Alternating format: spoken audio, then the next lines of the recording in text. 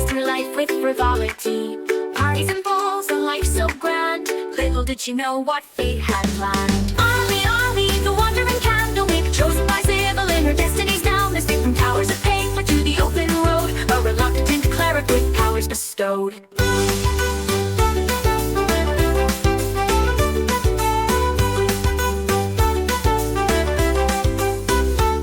From luxury, thrust into robes, surrounded by tomes and dusty old globes. But Ollie's mind, sharp as a tack, mastered the legalese others did lack. Contracts and bylaws, she knew them all. Her litigious prowess made bureaucrats fall. In mazes of paper would she find a way to bend the rules and save the day. A holy symbol in a divine dream. Not all in the tower is as it may seem.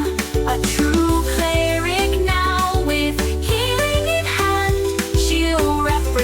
the tower across the land. But Ollie sees more than meets the eye. All timelines at once, futures that fly. Past, present, future, all intertwined, sometimes leaving the present behind.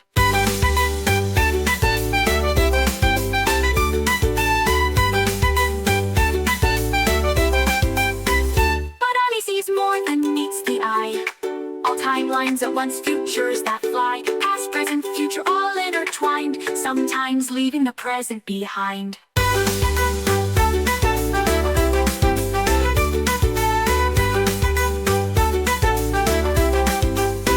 Library cat, shrouded in mystery, follows Ollie through every history. With glowing eyes and silent paws, it guards her path without pause. Ollie, Ollie, the wandering candlewick, chosen by Sybil in her destiny's down. Mystic from towers of paper to the open road, a reluctant cleric with powers bestowed. Cut from luxury, thrust into robes, surrounded by tomes and dusty old globes. But Ollie's mind, sharp as a tack, mastered the legalese others did lack.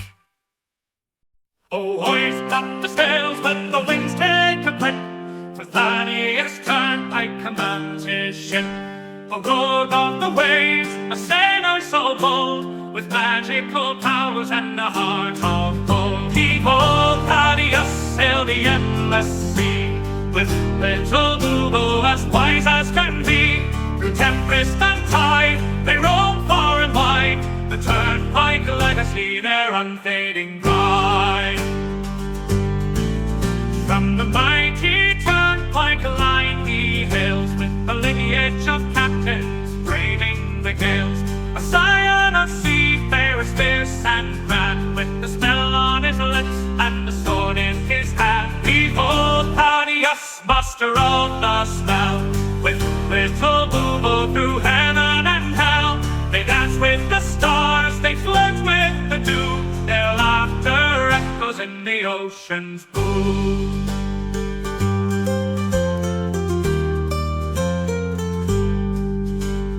Now for his mate, little Boo-Boo's his name.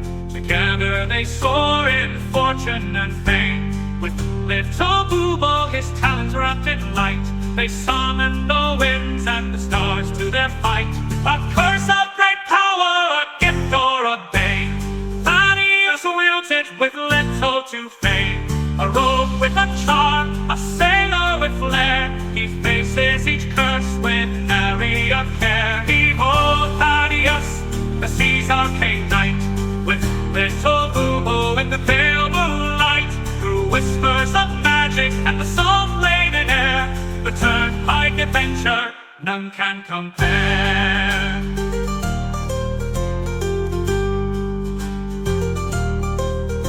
So sing of the Turnpike, the legend, the tale, of Thaddeus and Boo-Boo setting sail. For where the map ends, their journeys just start. The sea's in their blood, magic in their heart.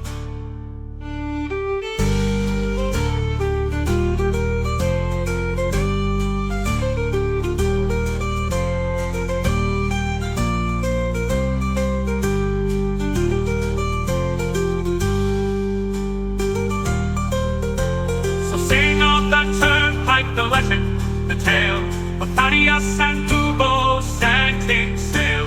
For where the map ends, their journeys just start. The sea's in was magic in their heart.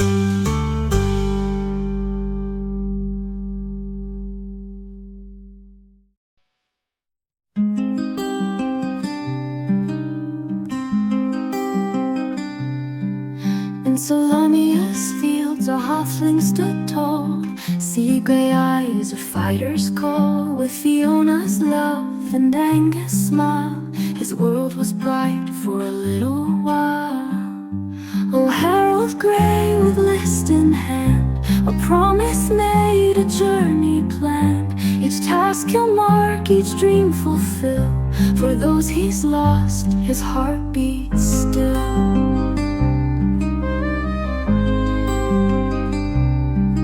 From Zakar streets to golden fields, their family loved the greatest shield.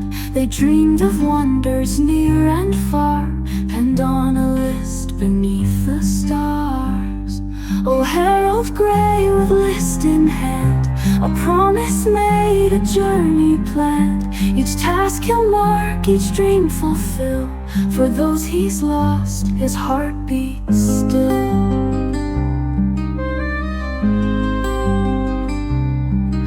Young Angus fell on distant shore, while Fiona's kiss would come no more.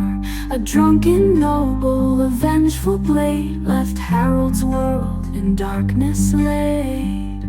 But from his grief a purpose born, to honor vows that he had sworn. The list unfolds a final wish, a blade resisted a gutted fish.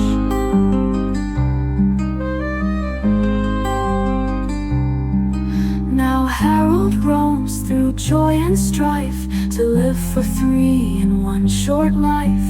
From mountains high to oceans deep, this solemn pledge he vowed to keep.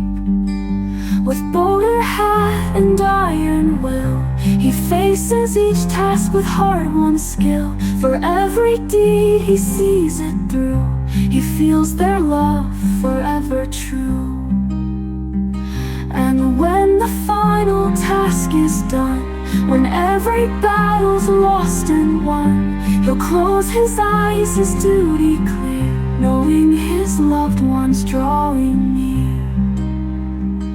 In afterlife they'll meet again, their love eternal, free from pain. The list complete, their dreams fulfilled, a promise kept, a future will. Oh, Harold Grey, your journey's long, but in your heart they're never gone. With every dream that you fulfill, Fiona and Angus are with you still.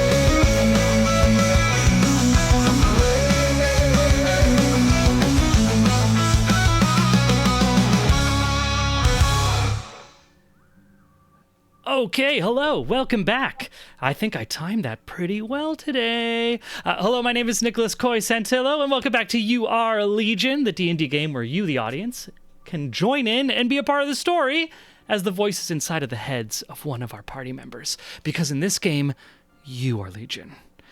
My name, as I said, is Coy. I'm going to be your game master for today, and I am joined by most of our players. We keep missing out one. It's like trying to herd cats right now.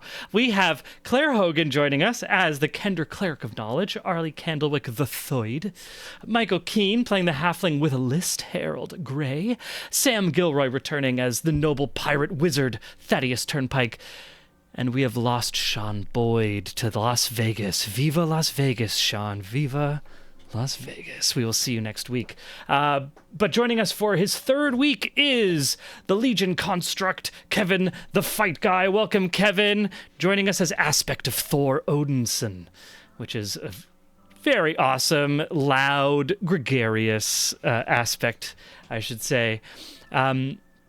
I was just saying, this is apropos of not very much, but chatting with Michael over the weekend and when I was recreating that intro video that everyone watched, I was realizing that one of the reasons politically, and I don't know if everyone remembers this or is even aware of this in game, but one of the reasons why this party has been allowed to just kind of do whatever they want and not been stopped by anyone is because they all are technically companions of Arlie, who is a wandering cleric and exempt from most political oversight. So because she's like technically a proper wandering cleric who's touched by a god, she has this exempt status in like 100-year-old law, and everyone who travels under her banner is protected by her because of her connection with the gods. So that's why like everyone traveling with her is just technically under this umbrella of like diplomatic immunity going around everywhere. So people can try to kind of poke in, but it's just this bubble of like, well, we can't really stop her. Like the gods are, if we stop her, we're stopping the gods, and that's a big thing. So it's like enshrined in law in Solamnia. So I just thought that was a kind of funny thing that I wasn't sure was explicit, but I realized like, oh yeah, that's totally happening in our world. Arlie's just this wandering ambassador who's immune from... No, these are my friends. Don't worry. They're good. They're good. These are my friends. I love that you okayed this. Like in the beginning, I was like, there's something on the Dragonlance map that says Cleric's Tower. I'm going to misinterpret that as a Cleric's Tower. And I'm going to say that they've just been doing clerical paperwork, but I will be a cleric. Yeah, that's how it started, and it is like my favorite divergence from that world. I absolutely love it. Most political oversight. Yeah.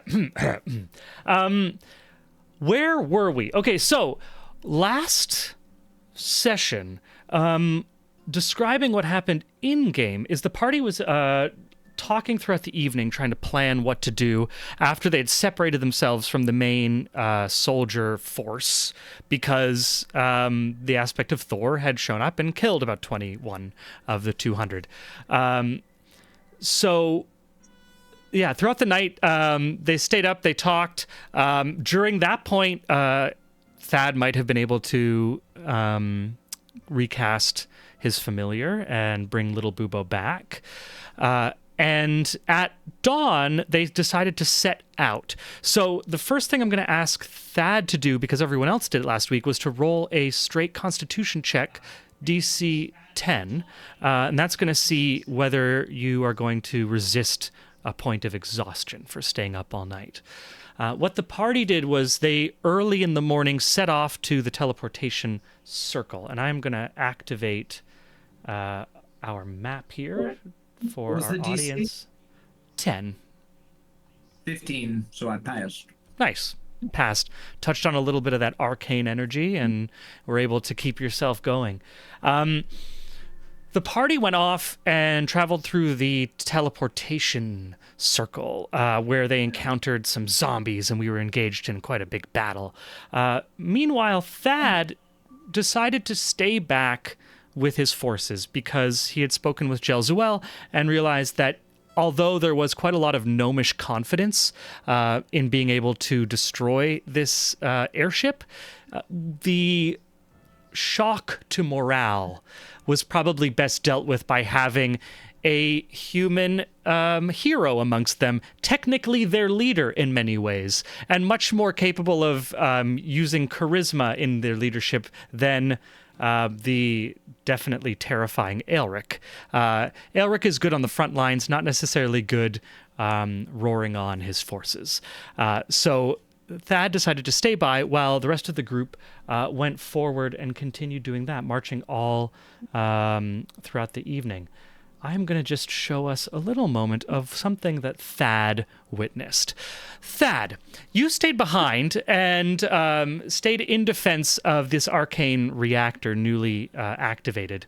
Early in the morning, with the rising sun behind it, it got within what Adelpho III, your gnomish inventor, finally decided was within range. And he fired off a few of these self-propelled devices, very similar to the thing that sent you so many moons ago from Calaman to meet up with the party, if you remember.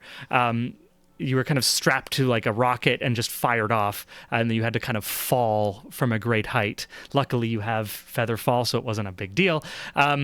Now, if you all remember, you captured this like mechanical dragon device that could breathe fire, and you were able to bring it back to Calaman.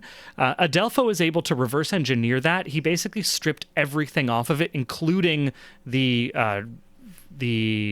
nozzle to actually release all of the fire, and he just recreated the reactor core to this thing, making it far more powerful, and then strapped a rocket on bottom of it and just decided, if I fire this in a certain direction, it's going to blow up pretty big. Thad, what we are seeing on the map is the aftermath of 2 direct hits by these rockets. The airship was blown into many, many pieces and disappeared behind this massive fireball. There probably would be some survivors, but the nature of your defensive position is you don't really need to go find them. They have to come to you. So in a day or two, you might send out some scouts just to make sure everything is fine. But at this point, now that it's been destroyed, there is no further need to be there. And after that, only about 6 or so hours after the party has left, you're hearing on the walkie-talkies, actually, as they go through the teleportation circle just shortly before you need to head out yourself. You are able to meet up with Jelzuel. He offers you one of his teleportation spells that will get you directly to a person that he knows very well because he has traveled with this party now for a while. He is able to send you to Cudgel, who is stationed with her mercenaries outside of the teleportation circle. As you leave, however, you do see a squadron far off of about a dozen or so Dragonel. There were kind of fighter craft on this war Zeppelin, and some of them seem to have either not been docked or on, or were able to get out before it finally crashed. They do not try to attack the reactor. They seem to be traveling directly west back into the darkness, kind of a beeline straight to the Arcane Forge, the place that you're all heading. Whether they know about the teleportation circle or not, it is unclear.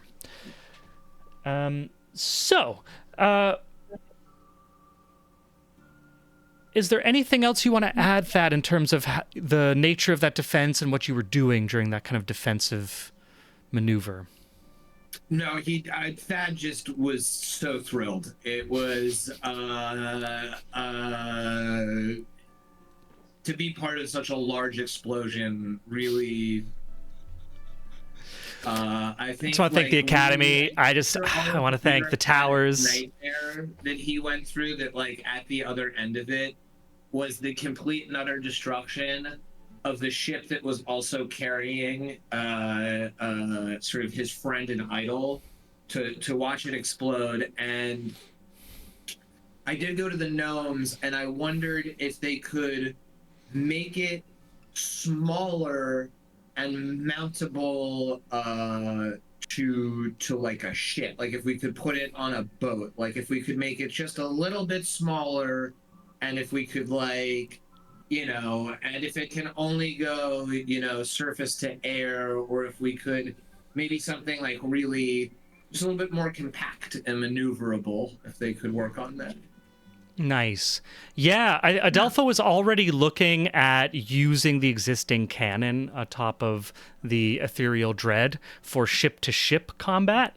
But the look of excitement when you mentioned like surface to air from the ship, and the kind of jitteriness in his fingers in response to that idea, makes you think you might have a future apology for the captain in store for you, for such an inspiration. One other suggestion. Can he make, like, is there any way that they can turn it into, like, boarding bullets? Like, I want to ride, can they fire it in such a way that we can, like, send, like, can we add a Featherfall enchantment into, like, the end of some sort of, like, long-range force movement projection into some way, shape, or form? Yeah.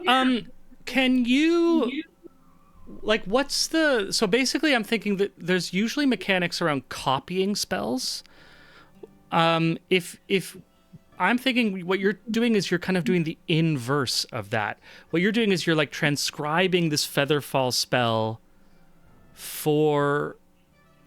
not to copy into your own book, but to copy out of your book to give to Adelpho to be able to use as an enchantment in a device, right? Or in an artifact.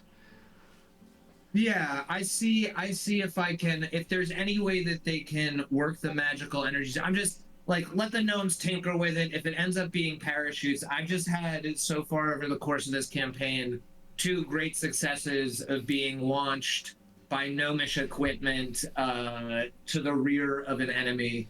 So I want to I'll tell you, that. yeah. So like copying a spell in 5e. So you need to. So I will say you just this. Mechanically, it's the same thing. It's just the outcome is inversed. So you need to succeed in an Arcana check DC equal to 10 plus the spell's level. Featherfall is level 1, I believe. Which would mean, yeah, TC 11. And if you can pass that, then you're able to like copy it out of your book. Otherwise, you just don't have the time before you have to catch up with the rest of the party. Can I just ask that any concern at all about whether or not Fine Feathered Friend was aboard the airship at the time of its destruction? We checked 2 sessions ago. We apparently know somehow that he was seen like bundled up on the back of a Dragonelle going somewhere else. Okay. I remember that being a point. That would never be allowed. 24. Hell yeah. So yeah, Thad, you're able to copy out Featherfall and give it to Adelpho as a reference to use within a form of like boarding torpedo, I guess you would call it. Or just like, yeah, or like somehow you could get like a strike team of them like way over a battlefield for like the ability to flank it in from behind, Just yeah, basically by using Featherfall and by giving the spell of Featherfall, by able to copying it out of your book, Adelpho can now take the blueprints for Featherfall and apply it to effectively a drop ship or like a boarding torpedo where he can fire something and the shell of the torpedo is imbued with magic that protects the inertia of the traveler, so that when it impacts the ground or like through a shell like of a wall or of a ship or something, the inside doesn't have that same inertial stop that like would splatter someone on the inside because it's featherfalled. So you just have like a little like kind of inertial dampeners, I guess is what you basically allowed Adelpho to invent. Yeah, well done.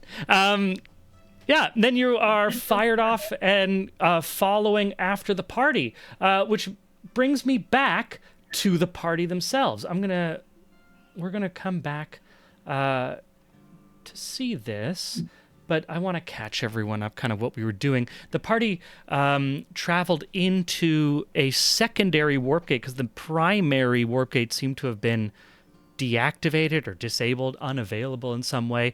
And the closest available secondary gate, which was smaller, was called Tranquility Park. And as you pass through, there's a little bit of you could almost hear like a faint breeze elevator music. Dun, dun, dun, dun, dun, dun, dun, dun. And you come through into this dark, like almost a broken pinnacle in a forgotten landscape with an unnatural blackness. Thor, with a little flick, was able to emanate some light from his own hammer, his kind of undersized battle hammer, and Harold was able to activate the new and improved drift globe, which he was just gifted by Adelpho the night before. And there ensued a battle with some undead zombie creatures, including a large ogre. Now, we actually got to a point where the party got to a pretty comfortable position there, where what we can see in... I'm going to see if I can change this view just for our audience a little bit. Am I able to move it? Not greatly. But they're on top of, as you can see, this little outcropping, so nothing can like walk up from the south. But there is this ramp coming up around from the south up onto the east side, and then an old pathway continues up to the north. From the lower area, there seems to be a lot of the smell of death reeks up from the winds, and there is the moan of one creature and then another as each wakes up the other one close by it. And suddenly there is this rustling in the darkness as a mass of undead flesh starts to shamble its way up of this ramp.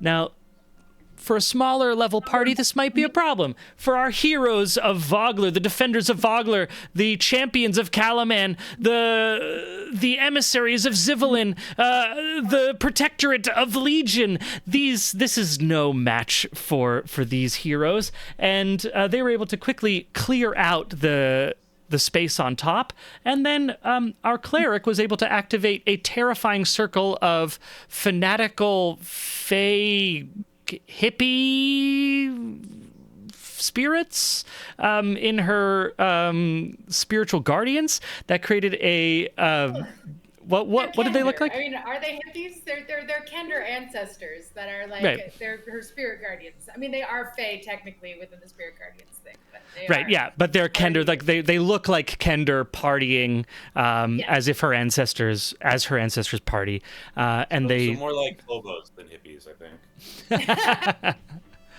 Hobies. And she positioned herself right at the top of this ramp, kind of closing off this choke point. At this point, I'm going to say that I'm not diving necessarily immediately back into combat, because in many ways, while the level of danger is still quite high, and we have to look at, for example, I'm going to ask you in a second, Claire, how long Spirit Guardians lasts.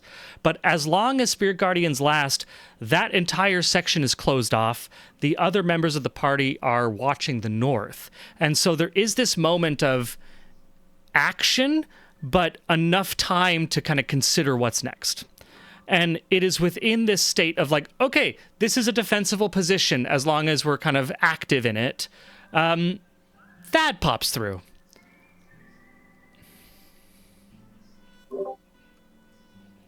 Hi. Welcome to the party. Just in time for round 2. We blew up the airship. Yes! Big boom. Big. Very huge. The thing just two huge explosions, and then kind of, because it was so far away and so high up, it just kind of looked like it was falling in slow motion, but you just realized it was like the sheer size of it. And you think about how many enemy crew members must have been inside of it. And let me tell you, I've been in an airship crash before, and it is terrifying. It is terrifying. Like the crash of a dragon into the earth. Flames. Yes. I am sad I missed this. Yes. Well, we have zombies, we have shadows, we have many enemies to defeat here. Get your sword ready. Yeah, well, there's this little like predator, super cool arms, like mage and legion, like arm in arm, like explosion. Yeah, explosion. I wish I was there, bro. Arlie, you're standing on top of like the top choke point of this ramp, and just zombie after zombie shambles into the light and is just kicked to death by these spiritual kender, and collapses and falls off the edge of this ramp. And another one shambles, and then the kender pop pop pop pop pop, and just collapse, fall over. This is just kind of slowly happening. Arlie, how long does the spiritual guardian last? 10 minutes. So. Oh, cool. So you have quite a bit of time to like decide what you want to do at this point. If you want to like head down or upstream, I should say, downhill, or if you want to go towards the north, or if you want to like try to create this very small beachhead and like ask for more troops to kind of come in and establish a defensive position before you move out. Yeah.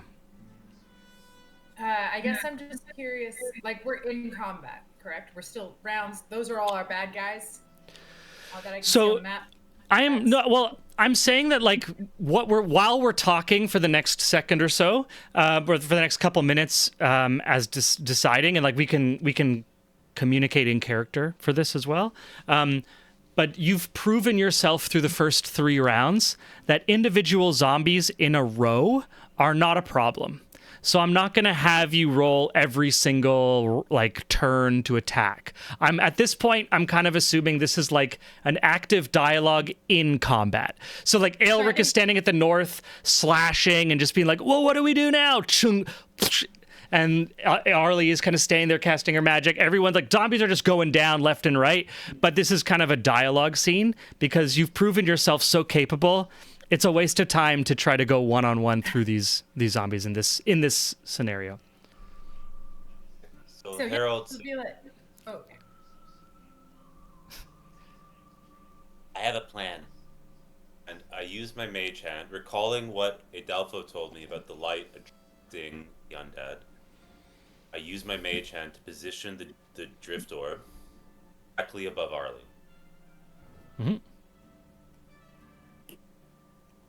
Awesome. So it definitely gives her a lot of vision. The zombies don't seem to be affected too much by the light, but you do see or if you give me a perception check, actually. Everyone can give me a perception check.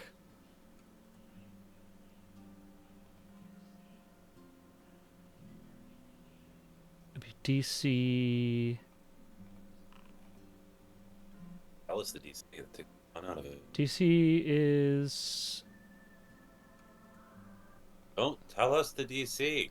Takes all the fun out of it. Okay. Don't tell us. Just tell us who gets messed up. With a 14, I know that Thad finally notices the zombies. Like, he stopped talking about the airship exploding and is like, I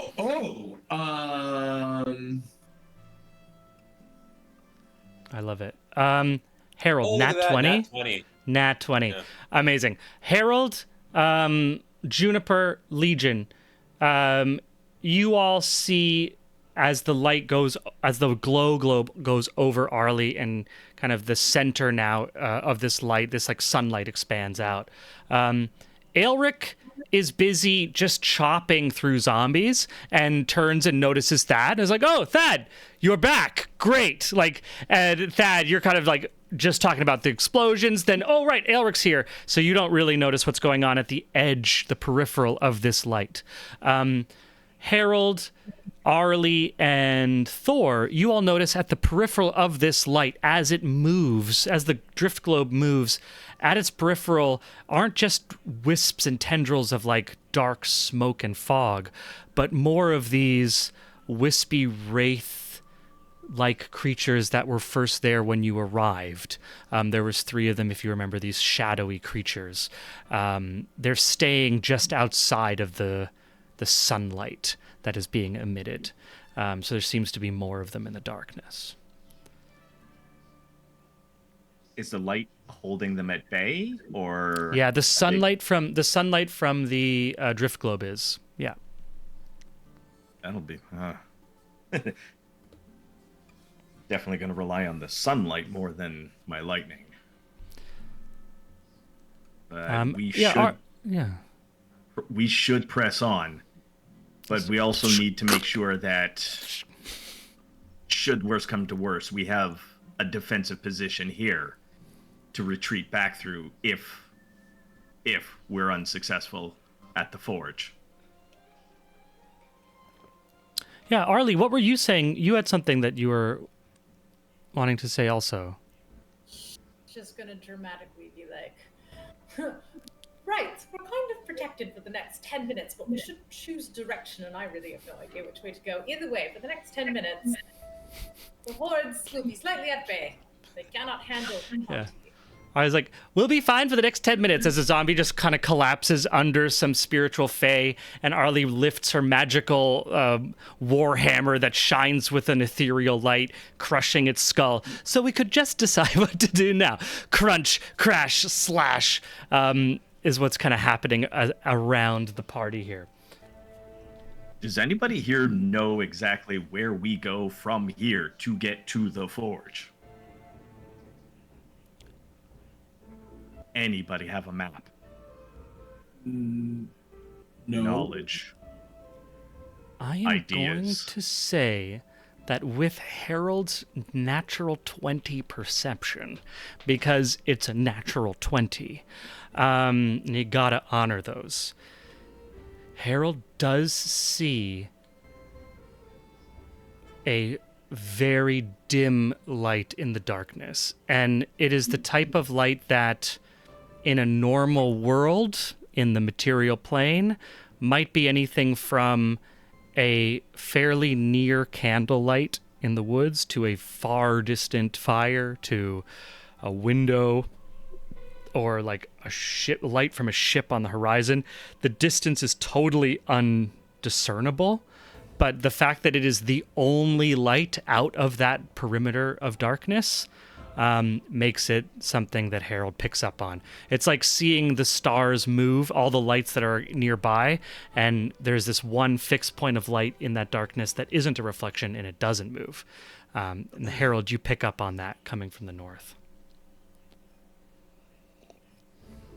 Points towards the light source that I noticed and just says, "There's a light that way. But let's hop up here first, shall we?" Good enough for me. Let's get the dwarves through to shore up this area, let them know what's coming through, and let's get moving. Okay, amazing. So you guys gonna like bring so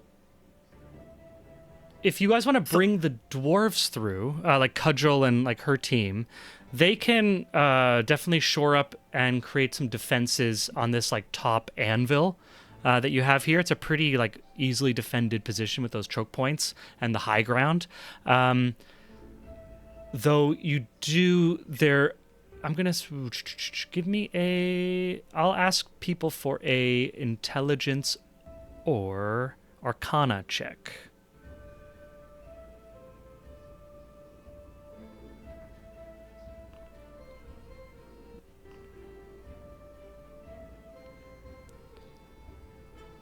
$23. Amazing. Legion 18, Juniper 13. Yeah, so for Legion and Thad, you two, as the portal is activated from the other side, people start coming through. Harold and Arlie, you're kind of like helping these dwarves come in, kind of orienting them to be like, this is the position where you should be defending. You're good from here. Yeah, okay, like that's fine. Yeah, set up a torch and stuff, kind of illuminating this high ground to give them position. Thad and Legion, you are out defending the on-ramps, and you realize, Arlie, you're not moving when you're doing this because everything's surrounding you, so you're kind of yelling from the core, like, go over there, I would help you, but I'm killing everything that I stand near, so just, no, it's further that I can't come to you, you have to go to, but Legion and Thad, you realize that, if you And just Thor's calling out, just like you're doing great. Yeah, good job. You're awesome. You realize that if you take the drift globe with you, the dwarves will have to deal with these shadows. We have to leave the drift orb.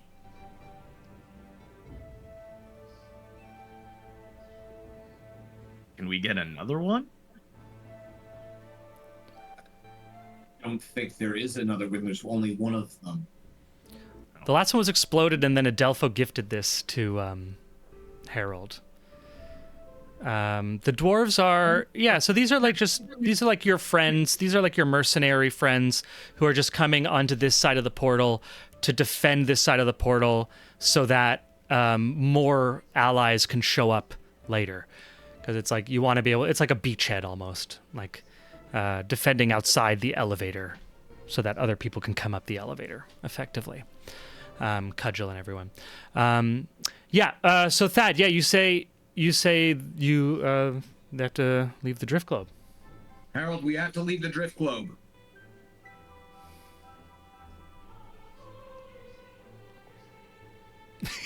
For what it's Shrugs. worth. Well, what's right? The mage hand travels towards Cudgel and then as it puts the drift orb into her hand, vanishes, channeling it. Amazing, cool. Are you gonna leave her with the orb kind of just like emitting? Do you want to teach her the activation words? Cool.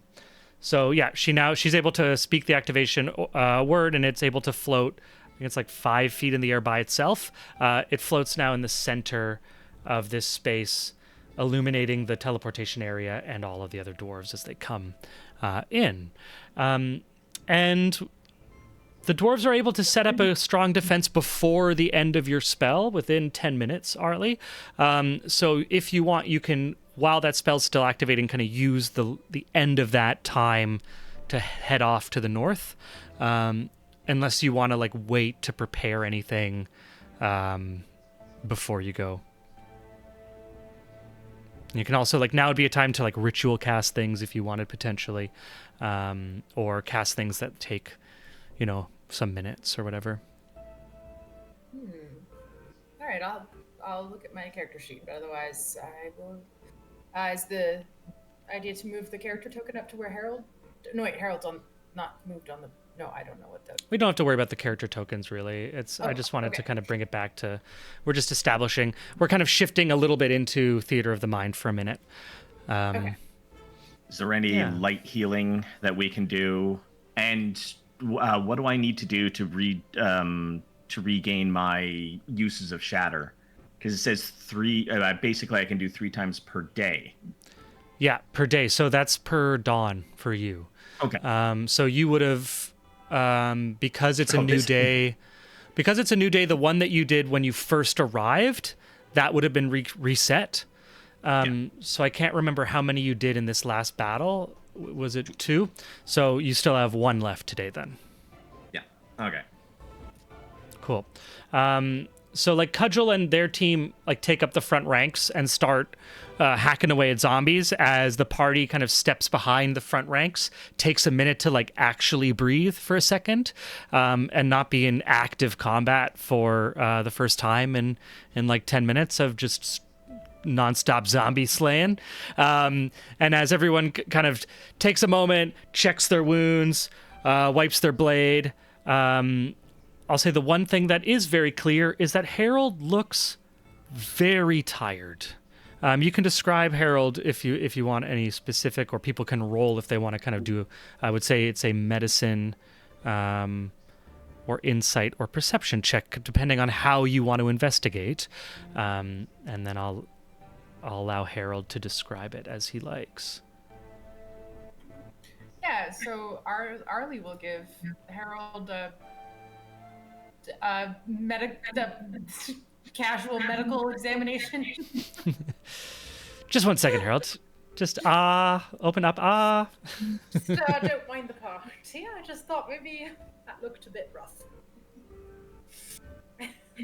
Stop. It's fine. I'm sorry, they can't. they One of these, one of the shadow things when it attacked me, I felt like he pulled my breath out of me. Haven't been able to get it back. Harold looks every one of his 95 years. don't have lesser restoration prepared. Yeah, so Arlie, you rolled a 20. So I will say with a 20 medicine, you do notice that like Harold's like straight up in game, Harold looks weak. Harold looks weaker than he normally is. Like more frail. Yeah. Probably magically, necrotically trained in a way that I fear a regular healing spell won't fix. I'll say with a 20 medicine, I can confirm that intuition. So unless we call a larger rest and head back out for 8 hours, I'm afraid that I can't just rearrange. I don't think cleric can't. No, no. The spells are chosen. I'm not correct. That's how 5th edition works, right? Yes. Clerics can Yeah, every long rest. rest. At every long rest, you can change your spell slots to what's available on the cleric list. And then, but we would have to rest then. Yeah. And then, we would have to take a long rest for you to change up, and then you always have access to whatever you always have access to, which I believe is subclass specific. Mm-hmm. Is there a cleric amongst the dwarven the dwarven contingency that came through to maintain everything? She's Arlie's the only cleric in the world. She's the only cleric in the world. In the world? I'm the wandering cleric. I am the wandering cleric. There were no clerics because there were no gods. Except apparently Zivlin, who's just been hiding out this entire time. Or presumably escaped yourself, Legion, because you house all the gods. Do you have a Zivlin in there? Zivlin? Maybe, but I don't think so. Zivlin was never amongst us. That's what. How? Yes! I don't know. And I don't know why me. But Because came you're not supposed to leave the tower. That's why all of this is happening to us. Because no, that's not the right order, Chad. That's not the order that things happened in. No, he came to me first in a dream, and then I left the tower. They wouldn't have let me leave if he hadn't come to me in a dream. Zivlin started everything, really. What's your passive perception there, Thor? Let me see. That is listed somewhere, isn't it? Yeah, it's in the bracket beside perception. So let's say like perception plus something, and then like a bracket, and then a number. 10. 10? Passive 10. Yeah. Passive 10. Arlie, are you wearing what are you armored with right now? Can you describe what you're wearing? Well, I've got my new half plate, Yeah. and over that I've got my wandering cleric's robes, which look like shabby friar robes. But I think while we were in the Feywild, she gave them an ornate pattern on the inside or something, or right. I think we did something like that. Just Nice because she lining. wanted a little bit of flair. But otherwise it's like a friar tuck situation with a rope belt, and then she does have there's a holy symbol, and then there's her shield, Ispin's shield thingy. Mm-hmm. Yeah. And that shield is a magical shield, right? Yes. The green shield. Yeah, I believe that shield, unless I'm mistaken, I believe that shield also has your holy symbol on it. Great. I have no knowledge to the contrary. Sounds Okay, great. as long as you don't contrary, I'll say with a 10, because it's literally on her shield, which is very much just in everyone's face while she's standing there with this massive shield. Thor, you do see something that now that it's not being covered by like zombie gore bits and magical fey kender terrifying creatures that are wandering around in glorious revelry of death, you notice what is like almost like a crude variation of, or someone who had drawn it based on what they had heard but never having seen it, the World Tree. Yggdrasil. That's what it's called, I think, in some places, yes. Your god is the Tree of Knowledge. The guy that hangs out with the tree. But yes, technically the poetry could imply that it's the sentience of the tree itself, but it is all knowledge. Or the personification of all knowledge. The only guy I know who hangs out on the tree is Radagasker. Do you worship a squirrel? Honestly, sometimes it feels that way. But I do believe Zivelin is the name. Well, it's the name that we Kender call the god that is the tree, that hangs out with the tree, has a library, keeps cats. I've never met him, though. You are really challenging. I mean, in the dream, I heard him, and I understood that I was given knowledge. Well, Yggdrasil does reach to many realms and many worlds. And, I mean, I'm known as Thor. To some others, I'm known as Giantsbane. Somebody having a different name to different people, not really surprising. So if Radagaskar might also be Zivelin, he's quite cagey. How did he manage to not be in? This is a conversation wiser people than I are going to have with you and maybe Zivelin, if they can speak to him. We have work to do.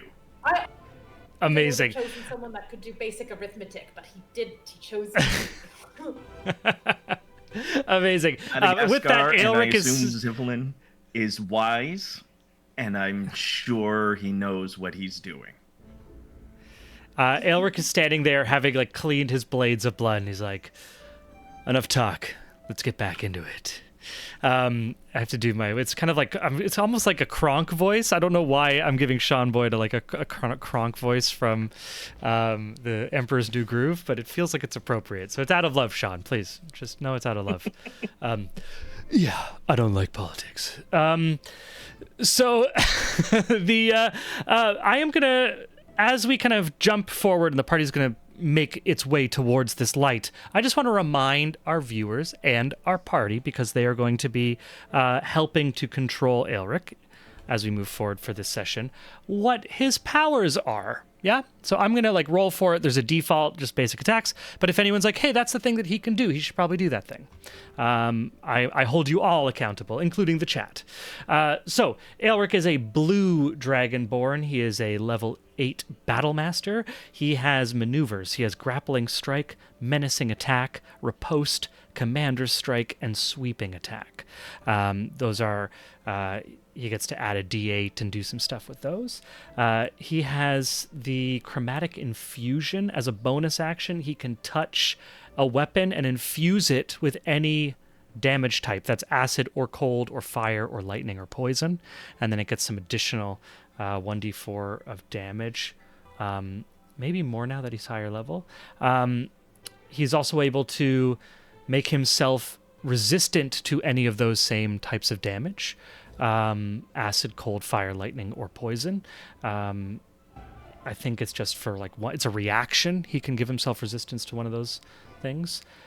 He also has a breath weapon. As a blue dragonborn, we've all seen this. He has lightning breath. He can fire a line of lightning.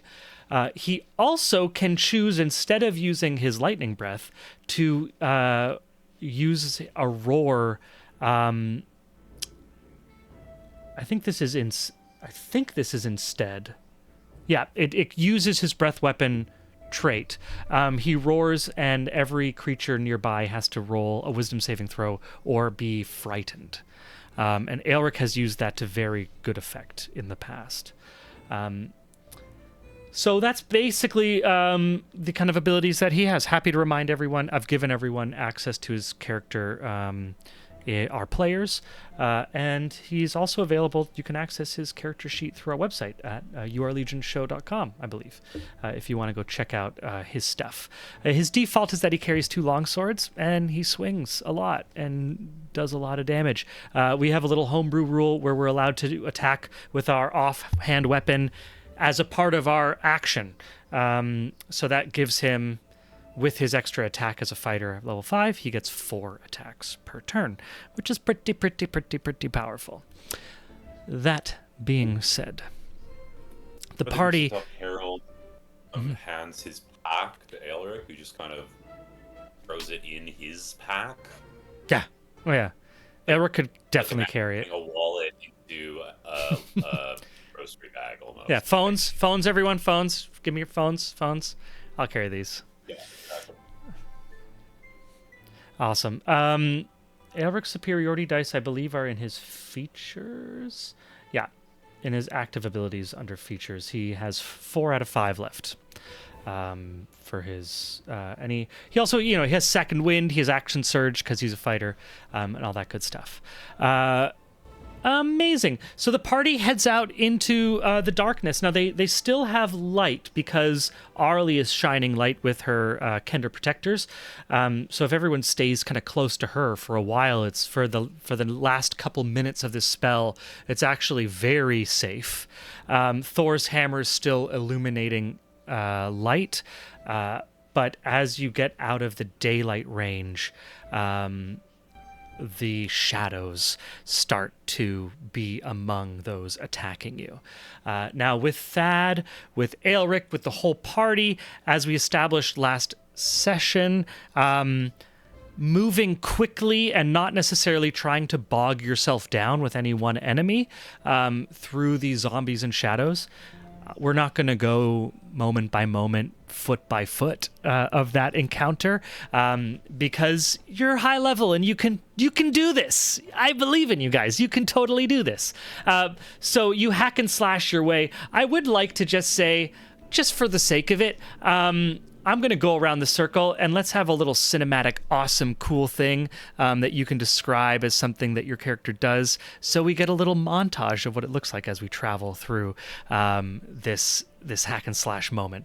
I'm going to go I'm going to go clockwise, starting with Sam. So it'll be Sam, Kevin, Michael, and Arlie. Just give me a little montage moment clip of the cool way that we're going through killing zombies.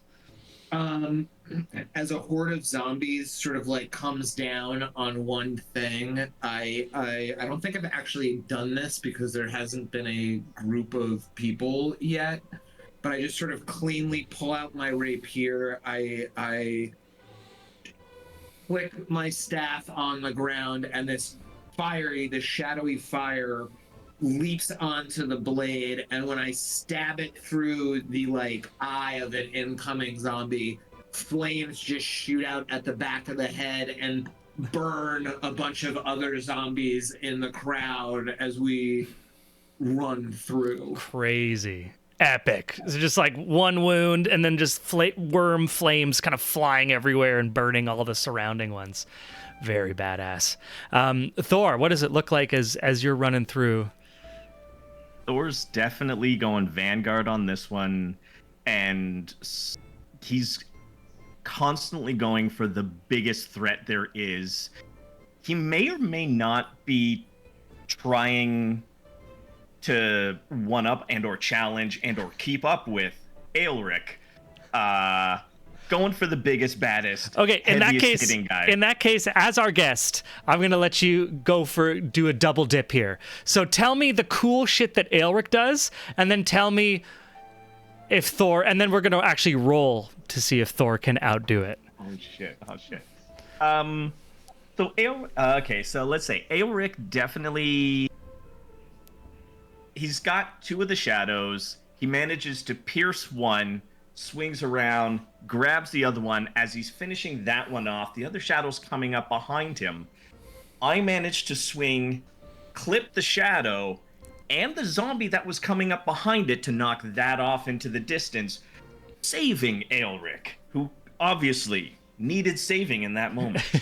Nice. Just have this epic, like one of my favorite, right? Like with the first Avengers movie, and they just had that one like sweeping shot, and you actually get to see how they all kind of work together. Thor and Aelric, you have two long swords, you have one battle axe just kind of circling each other in this, this what is it? Dust Devil? I don't even know what to call it. Of blood. Shadowy miasma? Ooh, that's better. Yes, thank you. A shadowy miasma of death, of undeath parts. Cool. Does that gives us both of those characters, kind of like walking through the darkness, yeah? And also not just the light, because it's also the light with the. This also works quite well because it's the light of your hammer. There's the like cracks of thunder when Mjolnir strikes things, and then Aelric has these moments of electricity from his blade as he's fighting as well. So you get thunder and lightning. Once again, we get the hand in hand. Harold, when we cut to some cool moments of Harold being a part of this montage through the darkness, what's a wicked moment? Harold sees a shadow monster and he points at it, and then Squeak Noir murders it. Harold sees another shadow monster and he points at it. Squeak Noir murders it. Harold gets nowhere near these fucking things because he's interested and he hates them. I absolutely love it. Harold's like, I have a cold. I feel like absolute shit. And Squeak Noir just like, avast. No part of it. I will have you. And just sling. Little cat just like, what do you think is a shadow is actually just the cat. Incredible. And Arlie, at a certain point, the spell wears off. What sort of cool shit does Arlie get down to? Her mace also is illuminant. So we have two weapons that are like glowing in this darkness. These like, it's like pitch black, early, early Fast and Furious Vin Diesel. But yeah, lighting your own way through the darkness. What is it? What do we see with Arlie and how she adds to this torrent of death?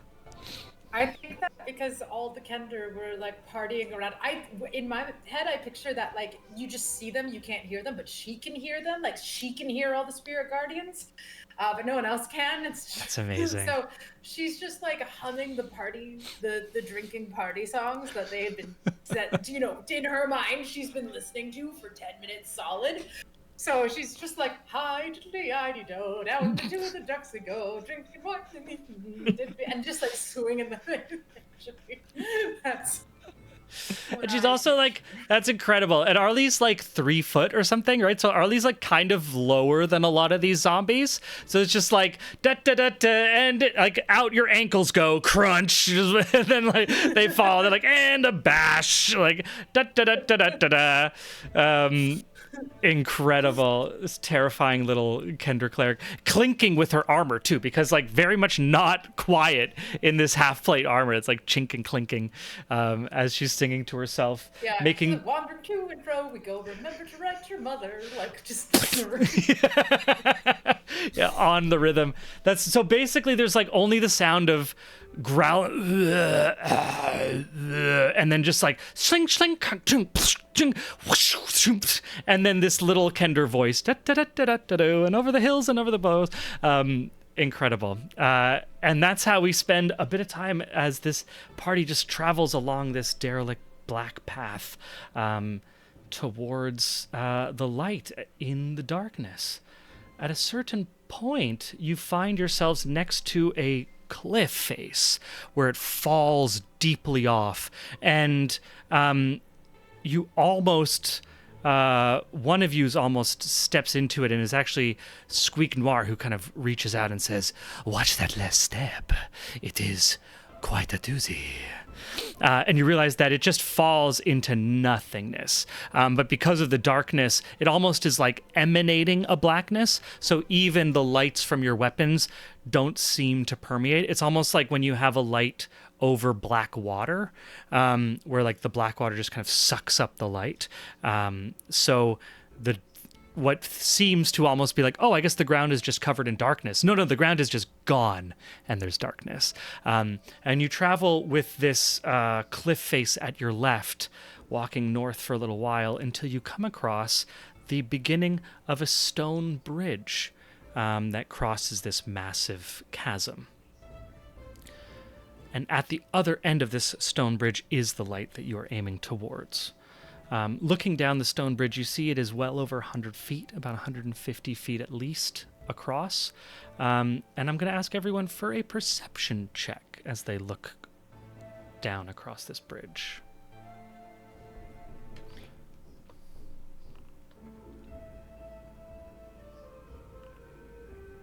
– 17.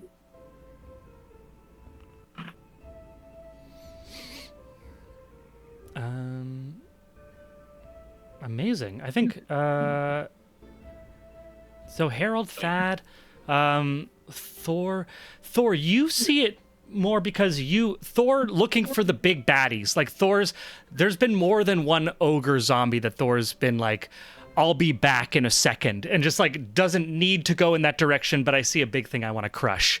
There's been a few of these ogres that you've taken care of, and on the other side of this bridge you see like almost like a stone blocking the pathway at the other side, and Thor clocks it immediately as kind of lumbering, unwoken ogre zombie on the other side.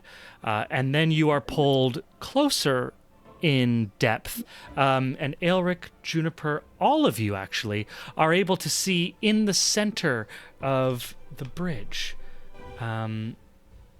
another creature. And I'm going to give us a little thing, and then I'm actually, which is that as the party steps onto the cold stone of the bridge, a sinister laugh slithers out from the shadows, curling around them like a trap. Tendrils of red smoke curl and unfurl, and then piece by piece, Le Chat Noir materializes, reclining on the bridge railing as though it were a throne built for her alone. Her golden eyes gleam in the darkness, narrow and predatory, and her crimson cloak flutters as if alive, blending with the shadows like blood spilt on velvet. Ah, mon cher petit rat, she purrs, her voice rich with mockery. And look at you, scampering about with your new playthings. Such a curious ensemble.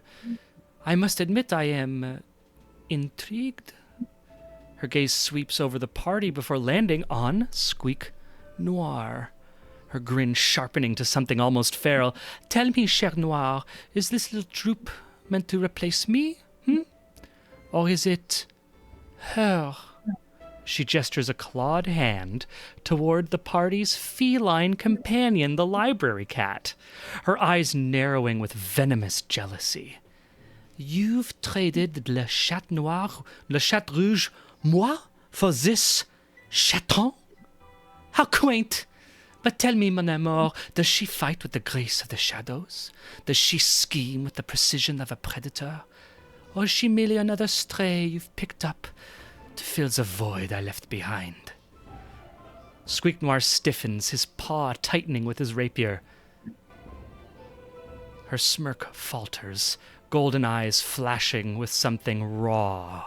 Anger, perhaps, or a pang of old wounds. Then, with a dramatic flourish, she draws a wickedly curved blade, its edge catching the faint light that emanates from your weapons.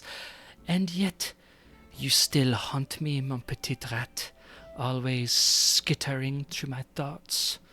But tonight I will cut you free from me and claim what is rightfully mine.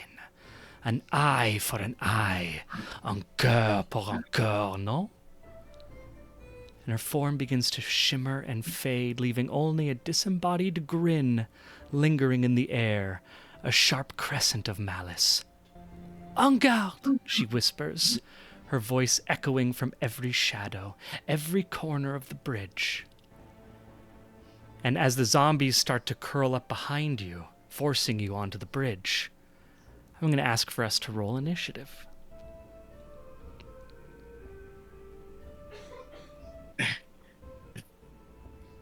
That is so confused. The what? Are we in someone else's story? I'm gonna place all you on the bridge. Boom, boom, boom, boom, boom.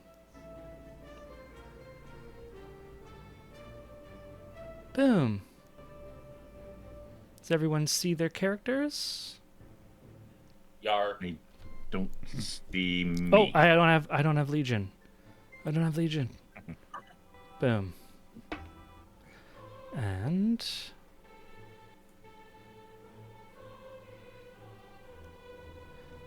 with that, I am going to get us into an initiative state. Gotta roll some of that initiative dice.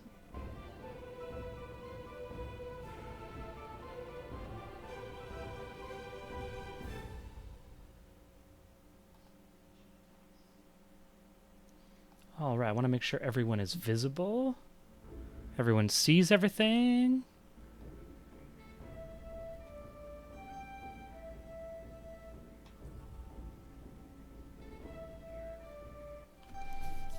I think we can get through our first round before we go for our break.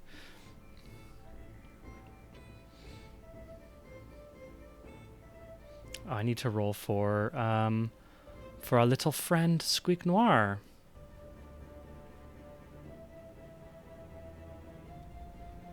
Our petite friend Squeak Noir.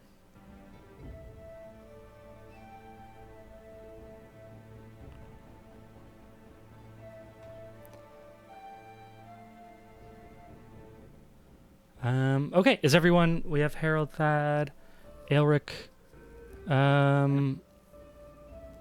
Arlie?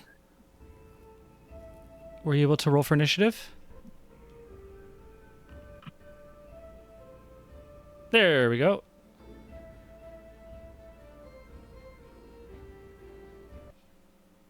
All right. In that case, we're going to start with the top of combat starts with Harold, followed by Thad, followed by one of the zombies and the ogre zombie across the way. So get us started there. Harold, you saw Le Chat Noir disappear into a smile and then vanish at the center of the bridge.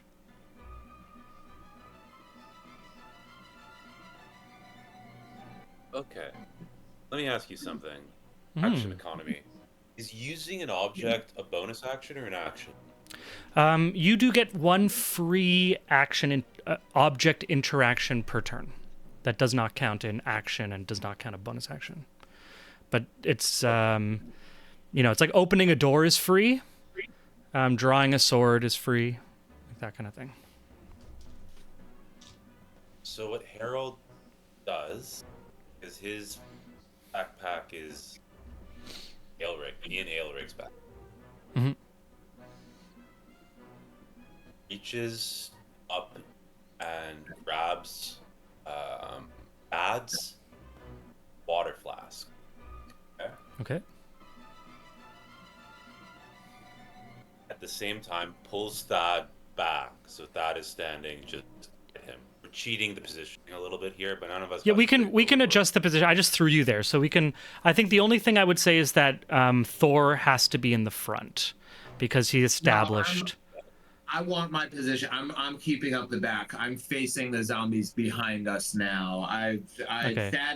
That is so disgusted that we're dealing with some Versailles stuff has bled through into the real world that he's focusing back over on the zombies behind him. Nice. What Harold does is he takes Thad's water flask. Thad might not even notice because Harold's super. Rips the cap off. Yeah. And holding it under his arm like a bagpipe, sprays the tiles of the bridge, draw this whole area.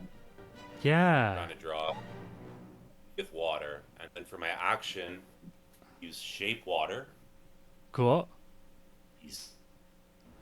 Yeah, how big does that shape water work to like make it ice, Well, right? it's 5 by 5 cubes, so for a flat surface, it's up to you whether or not you could. Yeah. 5 by Look up the 5 exact ruling. cube. I can shape a Right. 5 by 5 water. So on a surface, it's sort of like. Right, it kind of No, depends it's on actually- like Okay. You know what? Fuck it. Never mind. Harold will just. Harold will just go after this zombie. Now. Oh, nice. Cool. Um, Give me a roll. Okay. So I'm gonna cast Booming Blade. Okay, cool. Um.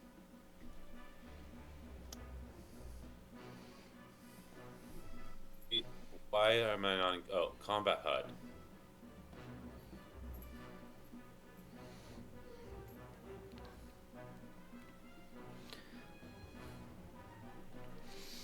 Unfortunately, my black cat does not look like either Library Cat or Le Chat Rouge. So this is little Henry. 10 hit. He's... Does a 10 hit? A 10 does hit.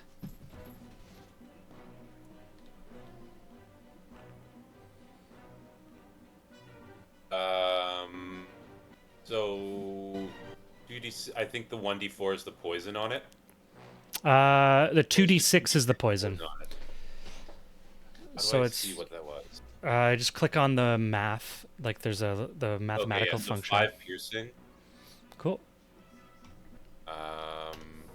Plus R1 8 plus 5 from Booming Blade. Sweet. Amazing. It looks like very devastated by by that strike, but it's still standing. Okay, so I'll take my second attack. Just done this the other way around, but oh well. 14 hits. Cool. Yeah, 14 does hit, correct? 5 piercing. damage. Cool. Yeah, like a deep strike with your short sword into its clavicle, like its head almost falls to the side, losing just like all the musculature on that side. And then it head raises up and mouth open, screaming at you as you try to pull your blade from this shoulder that you've been embedded in. It Okay, is still bonus action, disengage. Hell yeah. Nice rogue. Amazing. And it has booming blade on it, so it'll pop off when it tries to move. Yeah. Incredible. That's your turn? That's my turn. Sweet. Moving to Thad. Thad's gonna shout, Thor, Arlik, take the bridge. I got the behind. And I'm gonna, having Booming Blade myself and recognizing what that spell is, I'm going to move forward to get within 5 feet of that zombie, but remain 5 feet away. Like, there's a way to position those myself to be closest to one zombie, but still 5 feet away from another, right? Yeah, like where you are right now. Yeah. Yeah. But they are within 5 feet of each other, right? Oh, I guess they're 10 feet away from each other. Hmm. Yeah, because they're 5 feet from each other. They'd have to be like next to each other.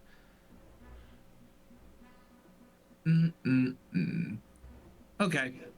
In that case, then, I'm still going to Thad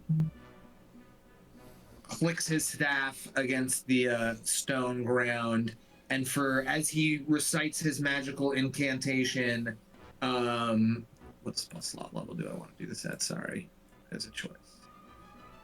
At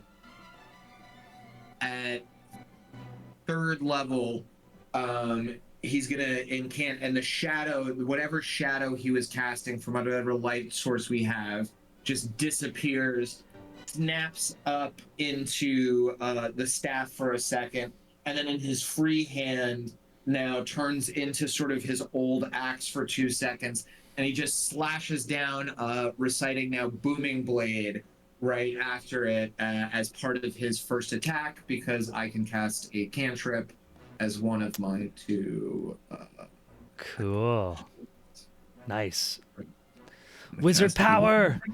This is your, cause yeah, you're the, was it what's the subclass again? It's I'm a Blade Singer. Blade Singer. That's what it's called. Yeah, the Blade Singer. I'm just gonna roll in D&D Beyond because it's easier for me to tell you what I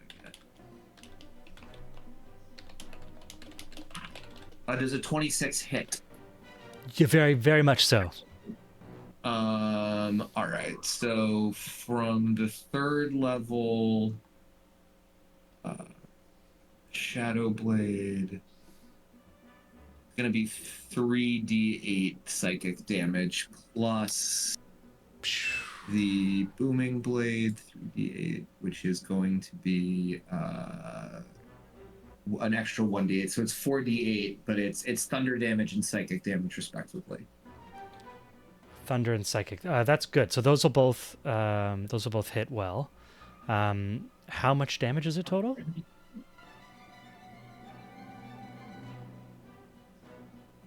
I don't think I can see the. Yeah, hold on. The here we go. 3d8 is 13, and then the second is an extra 5 of thunder, so 18 damage altogether, and it'll be 2d8 thunder damage if they move next turn. Amazing. That's actually enough. It's enough to take it down, and it fails its undead fortitude roll. So explain what it looks like as you just one-shot this zombie with some magical shadowiness.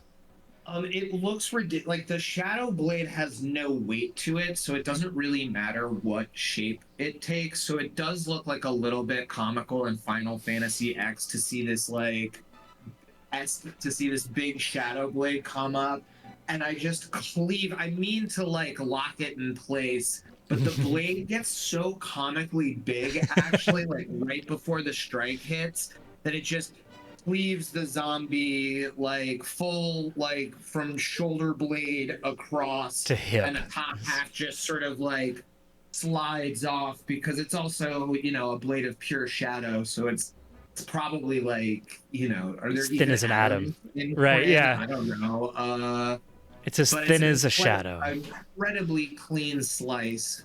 I used 10 feet of my movement, so I got 30 feet more. So now if I... Yeah. Then Thad, keeping concentration up, runs actually more forward to here, hoping that Booming Blade will explode the last zombie. Cool. Awesome. And that's turn the shadow, when it's not being used, it just sort of really looks like Thad has like a firm grip on it, and it looks like this wriggling, jagged piece of shadow that's really unhappy to be cool. like held and manipulated. So it's just like sort of cackling around his fist. Nice. It's almost like the symbiote. Kind of like the visual of, like, what is it, like Spawn's cloak, or like I kind of have that Todd McFarlane image of like how he uses like that type of flowing shadowy movement. Yeah, but it's like jagged, right? It's once it's in its hand, it's always these. It's not that like fluid symbiotic. These are like almost like keyframe animation, sort of like every second cool. It looks like it's writhing, but it's always kind of in these. It wants to just be a shadow on the ground again. This is unnatural. Nice. You're holding it out of its position. Incredible. It shouldn't be. This shouldn't. Yeah, the fate says fate is this. This is the very existence of Thad himself is against reality. The zombie moves 5 feet. What happens?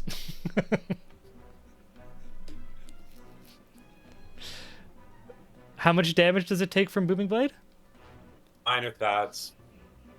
Thad's is dead, so it's yours. Okay. So it'll be 2d8. 2d8. Go for it. 12 damage. Okay. Needs a. What does it look like as this zombie takes a step and explodes with your magic? Oh, it's like something out of I've seen Scanners. Yeah, it's a lot faster. Its head just goes pop. Burst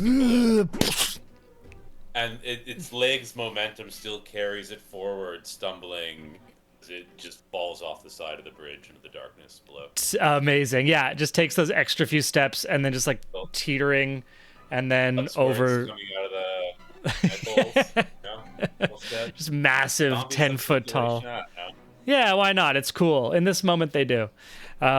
Incredible. That's that. That's that zombie. 30 feet. How far is 30 feet? Yeah, so Koi, before we continue, I've noticed Yeah. that this battle map isn't grid, it's hexes. I How went does that hex work? on you. Yeah. How does it work? Sorry? How does it work in terms of our movement and calculating distance? It's actually more accurate in terms of calculating distance because when you're on a grid, Yeah, going the diagonally, the diagonal, like you can actually travel faster than you're supposed to, or it just becomes annoying. So the grid just is like a better breakdown. I don't know. I like to play with hex every once in a while. It means you can actually like get more people around, like in flanking and like circling enemies, and like positioning becomes a little bit more interesting. Because there's 6 slots around every person as opposed to just what is like 3 or 4, whatever. I don't know. Yeah. It No, for sure. More mobility puts us on a tight, narrow little bridge. Yeah. I give with one hand and I take with the other. That's how I was told to DM. That was the rules I was told. It's like give your party with one hand and take everything with the other. Across the bridge, you see the ogre, this large undead ogre creature, start to raise up and turn around. Half of its jaw is just hanging on only one pivot point, and it starts lumbering towards you. It is going to move 30 feet, and it's going to use its action to move another 30, which will take it another 30 right there. It is getting its way almost to the center of the bridge. And it's just literally just like getting itself up to a full speed run as a one thump, thump. What thump, size thump, is it? thump. Zombie ogre. Yeah, it is a Large. large size creature. What size is Aelric? He is a medium sized creature. Oh, really? Yeah. He weighed like 500 pounds. Elric is dense. Elric's thick boy. Elric is a thick He boy. weighs a ton. Oh, you know what we should have him do? We should have him attack the ogre, menacing or grappling strike it, fly up into the air, and then drop him off the bridge. Yeah, no, I was definitely thinking through a grapple for his action. He has grappling strike as one of his bonus things, or one of his maneuvers. He also does, I will mention, because I didn't say it, he has Shatter Spark. Shatter Spark is a magical weapon. It gives him +1 to damage and attack. But I believe, I just need to look this up.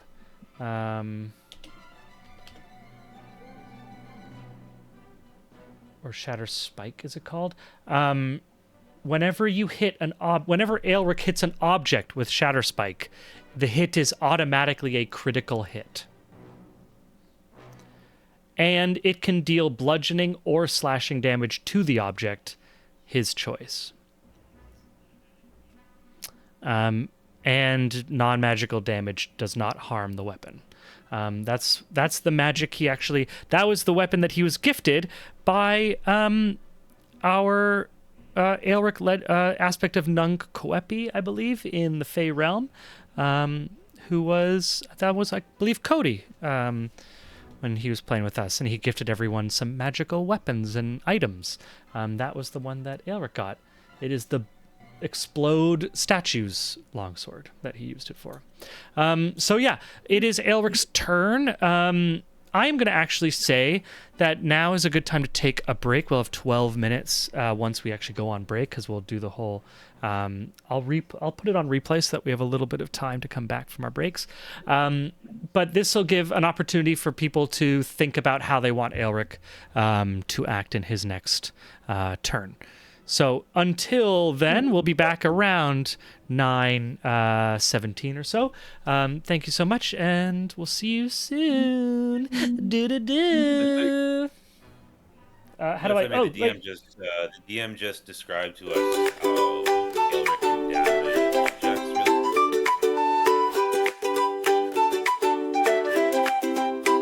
In Candlewick Manor, born to nobility, Ollie danced through life with frivolity.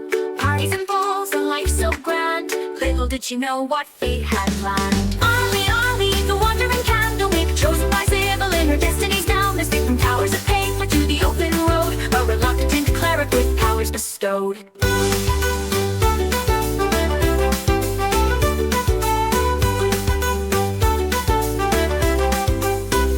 Plucked from luxury, thrust into robes, surrounded by tomes and dusty old globes. But Ollie's mind, sharp as a tack, mastered the legalese others did lack. Contracts and bylaws, she knew them all. Her litigious prowess made bureaucrats fall. In mazes of paperwork, she find a way to bend the rules and save the day. A holy symbol in a divine dream. Not all in the tower is as it may seem. A true cleric now with healing in hand. She'll represent the tower across the land. But Ollie sees more than meets the eye. All timelines at once, futures that fly. Past, present, future, all intertwined. Sometimes leaving the present behind. But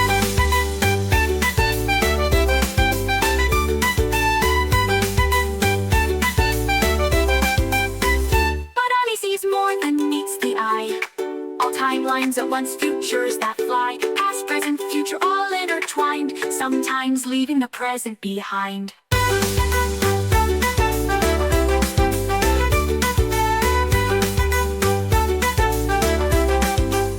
Library cat, shrouded in mystery, follows Audie through every history. With glowing eyes and silent paws, it guards her path without pause. Ollie, the wandering Candlewick, chosen by Sybil in her destinies now. Mystic from towers of paper to the open road, a reluctant cleric with powers bestowed. Cut from luxury, thrust into robes, surrounded by tomes and dusty old globes. But Ollie's mind, sharp as a tack, mastered the legalese others did lack.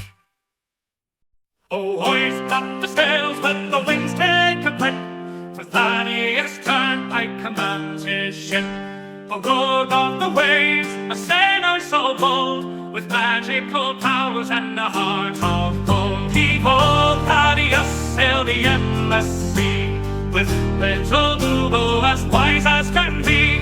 Through tempest and tide, they roam far and wide, the turnpike legacy, their unfading pride. From the mighty turnpike line he hails, with the lineage of captains braving the gales. A scion of seafarers fierce and grand, with the spell on his lips and the sword in his hand. Behold, Thaddeus, master of the spell, with little Bubo through heaven and hell. They dance with the stars, they flirt with the dew, their laughter echoes in the ocean's blue.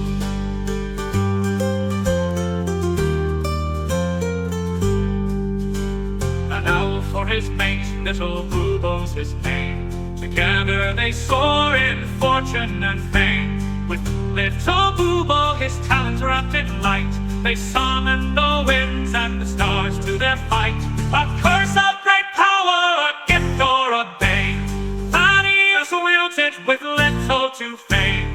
A rogue with a charm, a sailor with flair. He faces each curse with nary a care. Behold Thaddeus, the sea's arcane knight, with little Boo-Boo in the pale moonlight. Through whispers of magic and the salt-laden air, the turnpike adventure none can compare.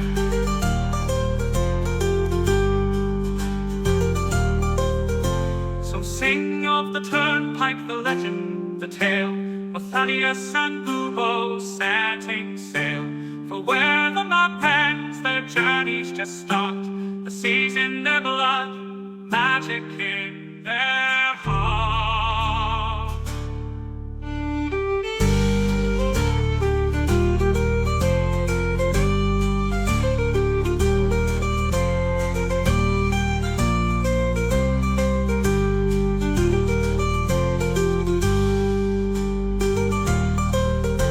So sing of that turnpike, the legend, the tale, of Thaddeus and Boo-Boo setting sail. For where the map ends, their journeys just start.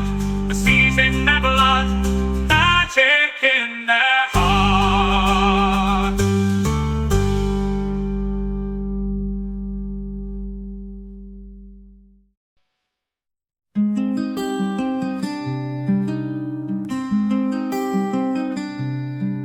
In Solonia's fields a halfling stood tall.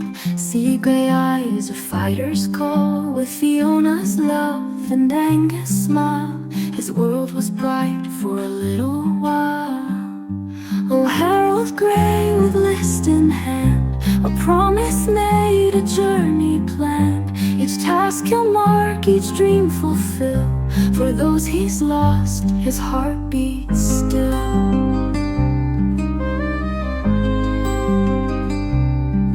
From Zakar streets to golden fields, their family loved the greatest shield. They dreamed of wonders near and far, penned on a list beneath the stars. Oh, Harold Grey with list in hand, a promise made, a journey planned. Each task he'll mark, each dream fulfill. For those he's lost, his heart beats still.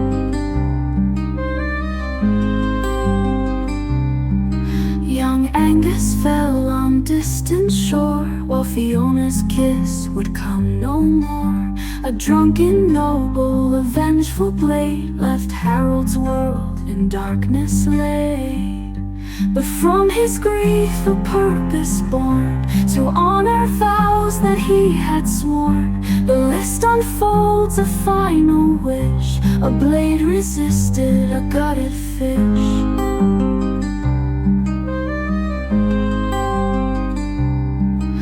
Now Harold roams through joy and strife, to live for three in one short life. From mountains high to oceans deep, this solemn pledge he vowed to keep. With bowler hat and iron will, he faces each task with hard-won skill. For every deed he sees it through, he feels their love forever true. And when the final task is done, when every battle's lost and won, he'll close his eyes, his duty clear, knowing his loved ones drawing near. In afterlife they'll meet again, their love eternal, free from pain. The list complete, their dreams fulfilled, a promise kept, a future will. Oh, Harold Grey, your journey's long, but in your heart they're never gone. With every dream that you fulfill, Fiona and Angus are with you still.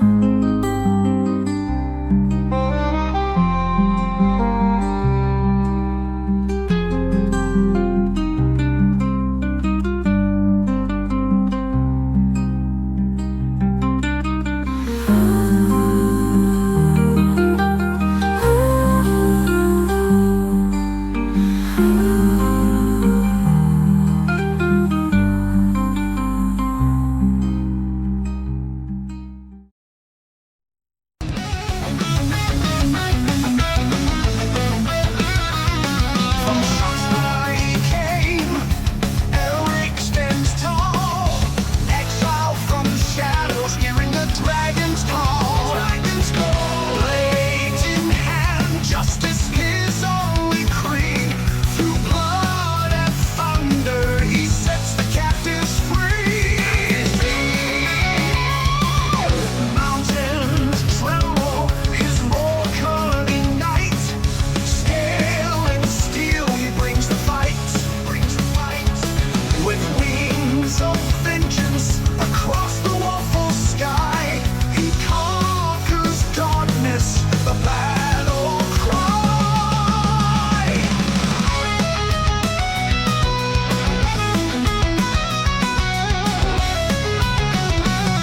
With the Dragonborn, mighty hero, one and all, wielding lightning breath, answering the call. With the Dragonborn, with courage in his veins, victory, his story's told, echoes through the flames.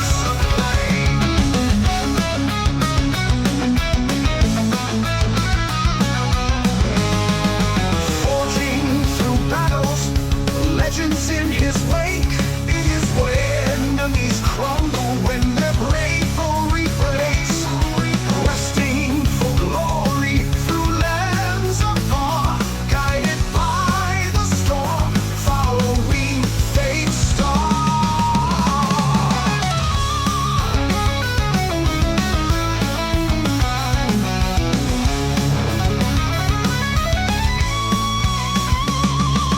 Chained by fate, forged by wrath, Takhisis can't stand in his path. A hero born of conflict and pain. Destiny carved in torrents of rain. Lightning in his veins, vengeance in his stare. Shatter the heavens, the Dragonels beware.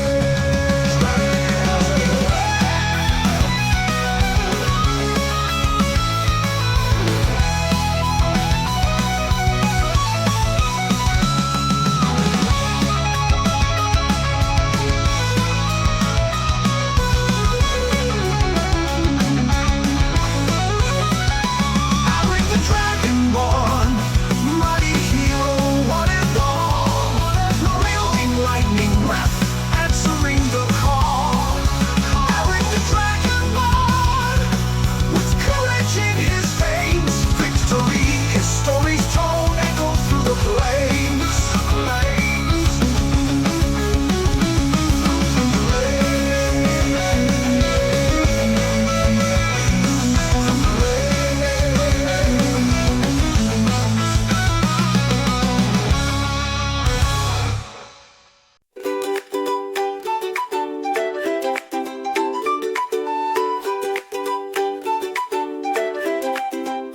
In Candlewick Manor, born to nobility, Ollie dance through life with frivolity. Parties and balls, a life so grand. Little did she know what fate had planned. Ollie, the wandering Candlewick, chosen by Sybil in her destiny's down. Escape from towers of paper to the open road, a reluctant cleric with powers bestowed.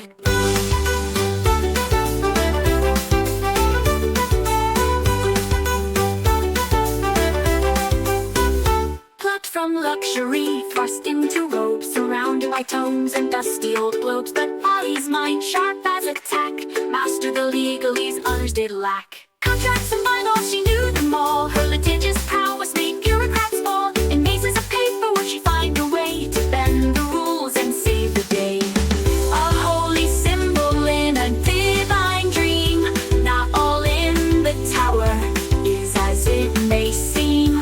A true cleric now with healing in hand. She'll represent the tower across the land. But Ollie sees more than meets the eye. All timelines at once, futures that fly. Past, present, future, all intertwined. Sometimes leaving the present behind.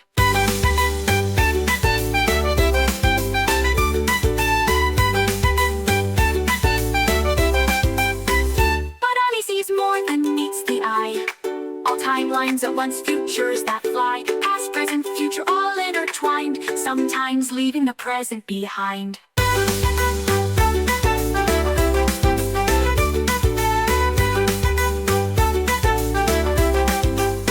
Library cat, shrouded in mystery, follows Audie through through every history. With glowing eyes and silent paws, it guards our path without pause. Arlie, the wandering candle maker, chosen by Sybil in her destiny's down to stick from towers of paper to the open road. A reluctant cleric with powers bestowed. Cut from luxury frosted to robes, surrounded by tomes and dusty old globes. But Ollie's mind sharp as a tack, mastered the legalese others did lack.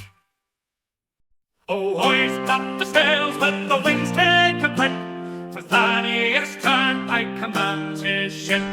For good of the waves, a sailor so bold, with magical powers and a heart of gold. He old Thaddeus sailed the endless sea, with little Boobo as wise as can be. Through tempest and tide, they roam far and wide, the turnpike legacy, their unfading pride. From the mighty turnpike line he hails, with the lineage of captains braving the gales. A scion of seafarers fierce and grand, with the Back. We're back. We're back. Sorry it took so long, but you got to enjoy a really cool video. That was a lot of fun. Everyone loves. I love it. I watch it a lot. Maybe I did. Well, anyways, let's move on. We were talking sizes. I sent a few links into the chat for everyone to just get a sense of some sizes, some scale, like the size charts in D&D, because it's kind of interesting, and we talked about it right before the break. So now I want us to come back and I'd like to come back and actually be in control of my proper. Here we go. What do we want Aelric to do, team? What have we decided Aelric's going to do?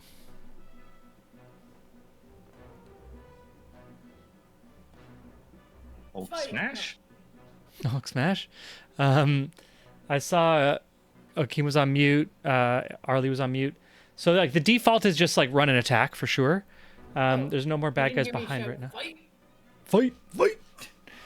Yeah, Amazing. I'll take the action. Okay. Yeah, he can't get into combat range with his move or melee range because he only has 30 feet. So, but yeah, Keen, go for it. What do we? He's He has going. a crossbow. He's going to prepare an action. Okay. Going to step up to here, Yep. and the action that he's going to prepare is, where was that list of all of his? Features probably. He will use grappling strike. The ogre gets in range. Amazing. So if the ogre gets in range, he will attack and use grappling strike. Sweet. Sweet. Amazing. Squeak Noir, currently mounted on the library cat, who seemed to be... library cat seemed to be the subject of Le Chat Rouge's ire. So I am going to have Squeak Noir roll a animal handling check, which he succeeds, to stay on this cat that is a little scared of the other scary cat. What is where is the Chat Noir on our map? Just disappeared, right? Disappeared. It was at the center of the bridge. Yeah, it disappeared.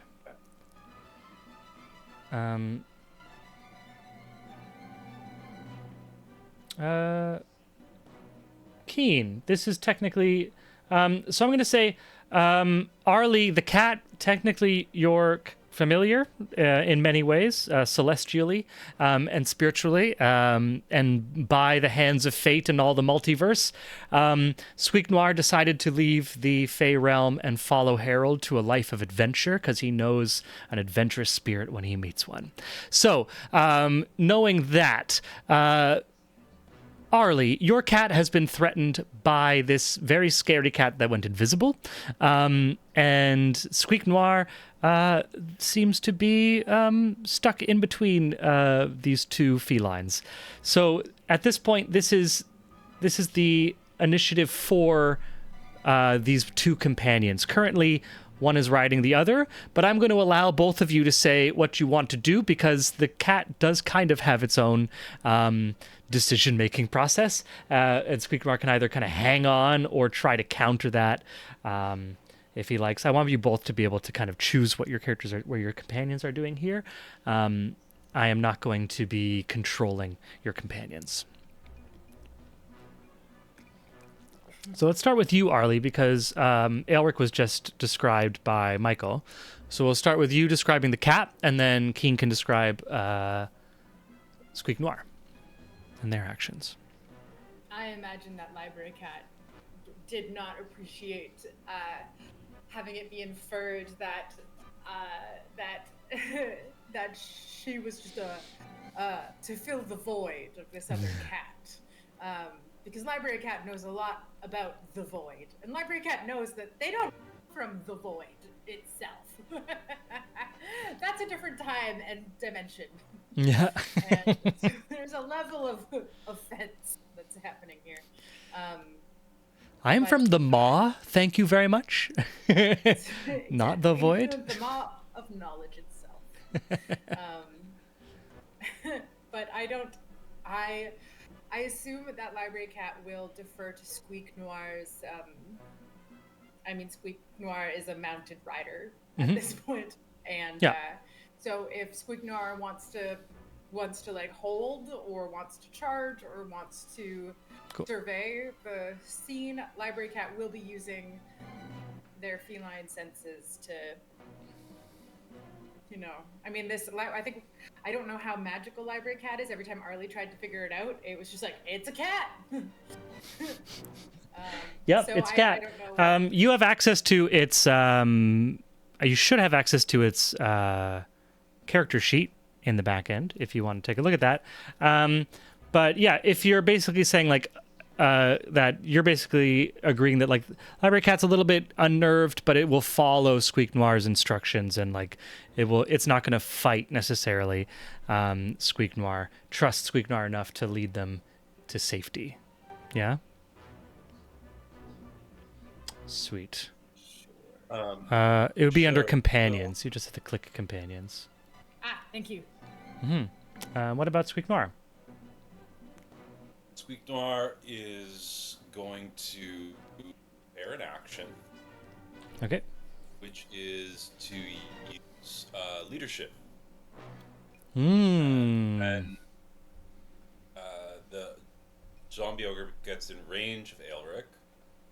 Squeaknoir is going to shout something like, use its momentum against it. And thus give me another d4 on top of the grapple roll. That's gonna probably be pretty hard because it's a big zombie ogre. Amazing. It can actually that's a 1 minute effect. So but you're gonna hold it. I have to take the action when something that I see makes an attack roll. It has to be a Interesting. Right, when it makes an attack roll or saving throw. Though, that it lasts for a minute, but when something makes. Right, it's that beginning point. Cool. Okay, so Squeaknoir is going to prepare. Special commander warning whenever a non-hostile creature that it can see within 30 feet of it makes an attack roll or a saving. Right. Cool. Cat could go on alert, which I think actually just gives it a bonus to initiative, but also means that Library Cat can't be surprised, which could be good against an invisible foe. Library Cat also has uncanny dodge. If you prepare a perception check and the attack is incoming and you can see it coming, you can have damage. If we can see it, yeah. Yeah. Sure. So, yeah, also, maybe we'll do that one. Has a perception check ability, whereas Squeaknoir just has his raw abilities. Library Cat's got +4 perception. Yeah. Cool. So the two of them are going to kind of stay within. It sounds like the two of them are going to stay like. The Squeaknoir doesn't have to get any closer. So he's kind of Squeaknoir and the Library Cat are now in the center of this like. There's a frontal defense and a rear guard, and Squeaknoir and Library Cat are kind of in between the two sides. Is that right? Yeah, look, Squeak Noir is very brave. Noir also appreciates that discretion is the better part of valor, Mm-hmm. and a zombie ogre might be outside of his range of specialty. I don't think he would ever admit that, but he might believe that. He would never tell anybody. Yeah. Certainly. Incredible. Okay, that's going to end Squeak Noir's turn. And we get Le Chat Rouge. Out of...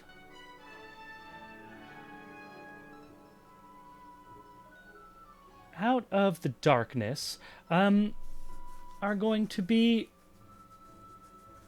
what looks at first like a flicker of shadow, kind of like you've seen these shadow creatures attacking you. It at first appears like that, but coming towards Aelric, he sees just in time, the first one rolling only a 12, are a series of throwing axes coming out of the darkness. So these are going to be 3 throwing axes thrown by Le Chat Rouge. There's a 12 to hit, let me just Put out there quick. attack roll 12. Yeah. It threw a damage roll twice on me, which is not what I AC wanted. is Aelric's AC is targeted. Sorry, it's which? Aelric's AC is 19. 19. Okay, so let me just double check here. So the first one misses. The second one is a 21, so that does hit. So that's going to be 19 slashing damage as the second throwing axe. The first one easily deflected by Aelric. The second one finds its way through. And the third was 17, so it doesn't deal any damage at all. So that's going to be a total of 19 slashing damage comes through. I recorded that. Amazing, thank you. And with that attack, I just want to make sure. The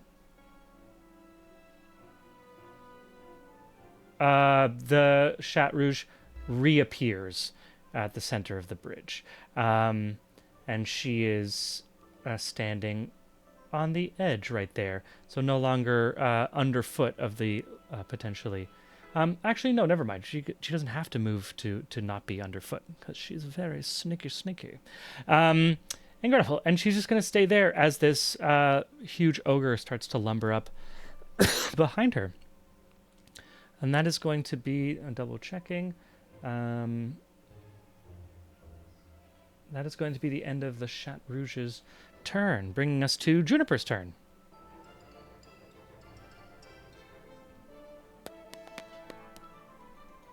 Can undead be charmed? Can undead be charmed? Let me double check.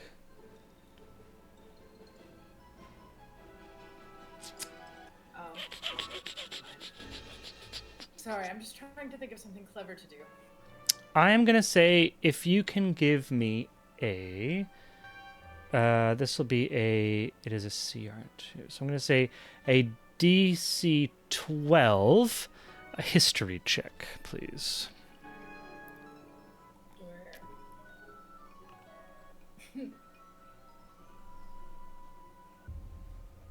Oh, my gosh. The 20. Incredible. With a 20, this is a knowledge cleric. I can tell you that that the zombie does not have immunity to the charmed condition. Weirdly.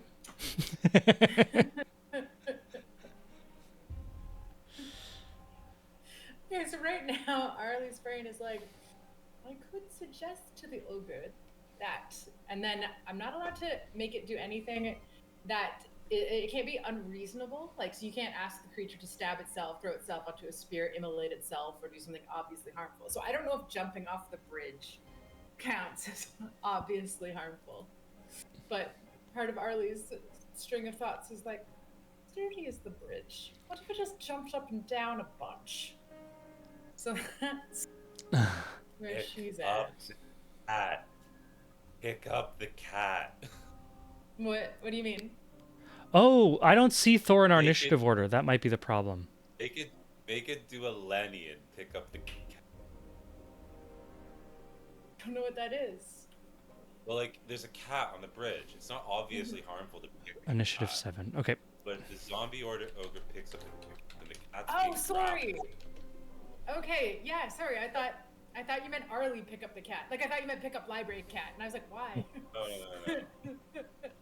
Okay, yeah, that's a great idea. Okay, so Arlie gets a little stroke of genius, or that, or like the halfling-sized people share a bizarre look that somehow communicates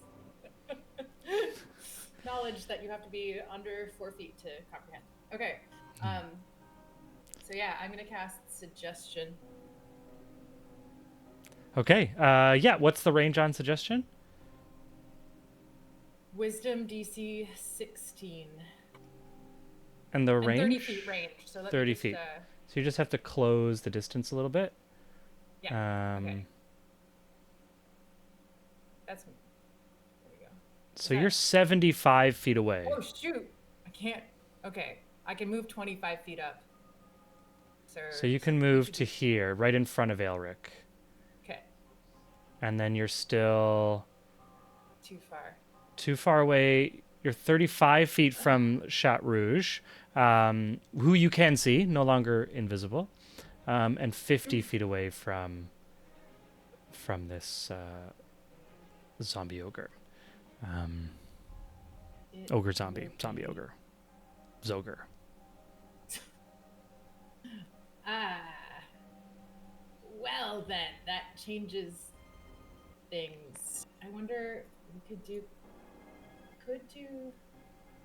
command instead. But that's one word command, so no. Pick. Okay, and then darn it, suggestion it is concentration. It is concentration based. You're not okay. concentrating anymore, right? Because you stopped that No, last I'm spell. not.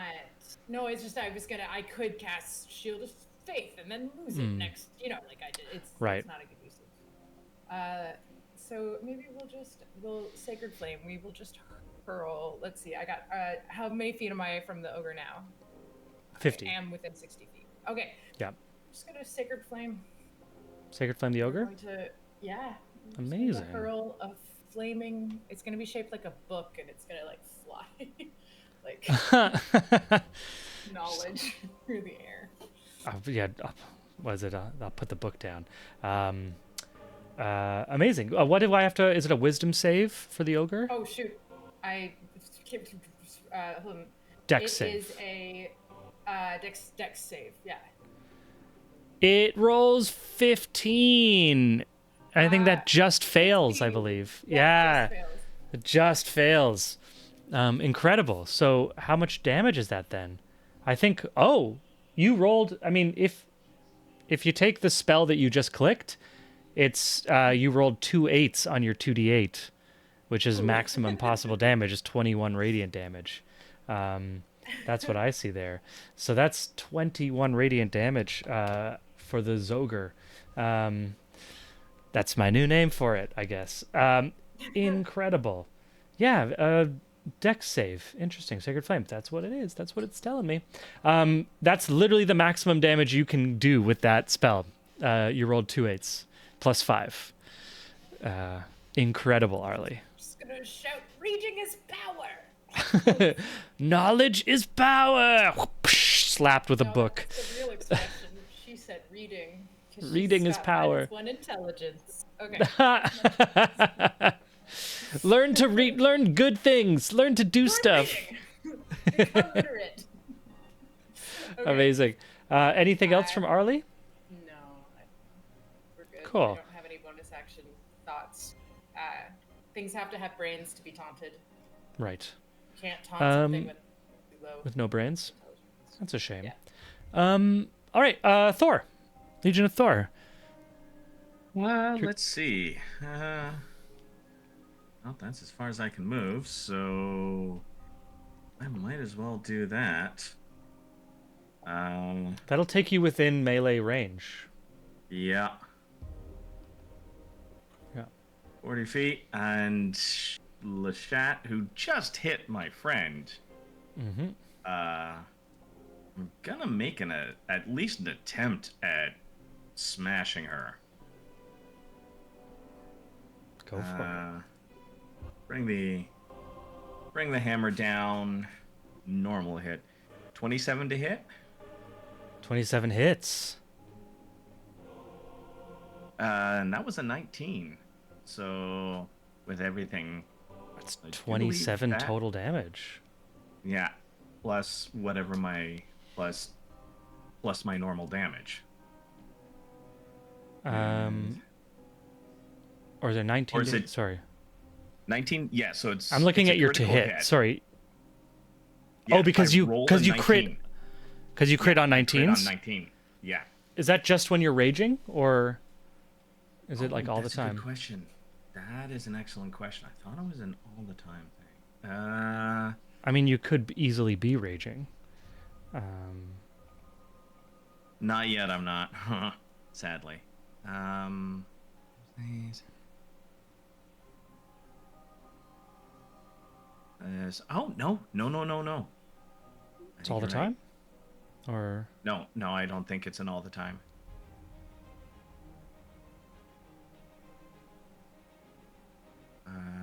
I can't see it on your sheet. Yeah. I don't know where I would find it. No, Vic. No, Thor isn't raging at the moment yet, No. because there was stuff cast with water, and he didn't want to wash that away. Mm-hmm. Legion thought No. for half a second. And sometimes it's best not to think and just rage. Yeah. Incredible. So your Sometimes, so that first attack is going to be without raging. Just- So it's a 9. I see a 19 to hit, which means it's not a critical because you're not raging. No, But not you raging. still fully hit. And then Yeah. what damage? What damage do you do with that? So that is 10 bludgeon with 4 lightning. So 14 total damage. Yeah. And then you have a second attack. A second With your attack. extra yeah. attack. Yeah. And you still have your bonus Oh. action, so you could enter a rage at this point if you wanted to.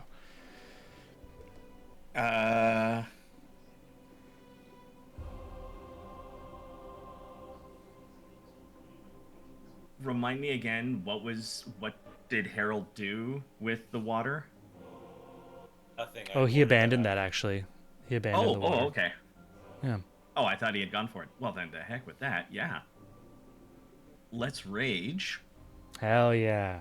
And we got our magic. We get our magic Thor rage dice. Yeah, let's so see for what everyone happens here. watching, Thor, God of Thunder, when he rages with Mjolnir, he affects the weather.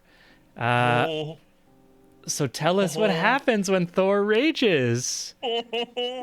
Okay. This time when Thor rages, let me just check to make sure that I've got the right thing here. Hell yeah. Give us an Give me- epic description. Give me that one. Oh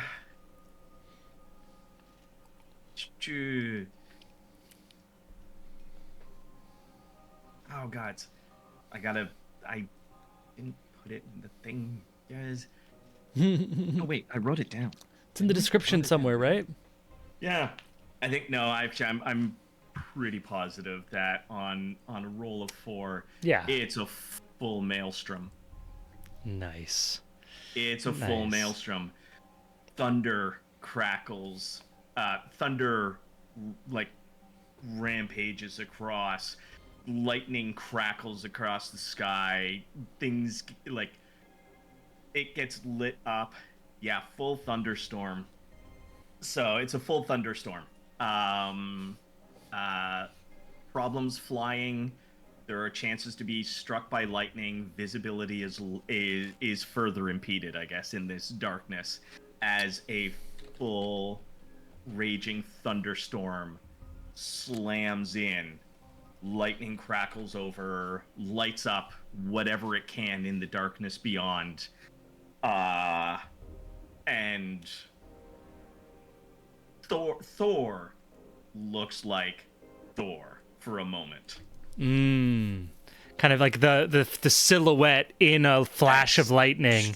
Yeah, There's like the silhouette of Thor. Yeah. In there. Amazing. And Hell with yeah. that, The wind he whips is up, going- the sound of thunder and lightning, and the rain starts pelting down. All of a sudden, you all realize how close you are to the god of thunder himself, incarnate. and There's such he is better going- conditions for a fight on a narrow bridge suspended above Yeah, infinite darkness. Yeah, thanks, Thor. Yeah, this is all. The We definitely needed cinematics on this. Disadvantage on athletics checks. That's what we wanted. Thanks, Thor. Yeah, that's And Aelric can no longer he can fly, but it's not really good. Gonna be hard. And narrow bridge suspended above the infinite darkness. Yeah, right. And he is going to bring that hopefully rage to bear on Le Chat Noir for daring to attack his friends. So I've got a plus. So that. Oh wait, I can do that on my sheet now. I was trying to take a look at stuff. Ability. Got that okay. rage click. Okay, just so that's in there for any of the roles that I'm doing as well. I'm trying to learn how to use this system. It's very. It's an good. interesting I like it a system. It's lot. like helpful in some ways, but it's its own learning curve that we're all having to figure out. Yeah. Slam 28 on that. Oh, that was a Nat 20. That was a nat 20. Thor, wow. So rages, calls a lightning and thunderstorm, and then critical hit, which is max damage plus full damage roll. Yeah. Hell yeah. And Wow. that's okay. Hopefully that so D8 plus 5. It doesn't seem like it added the rage bonus in there as well. Mm-hmm. So I've got the rage bonus.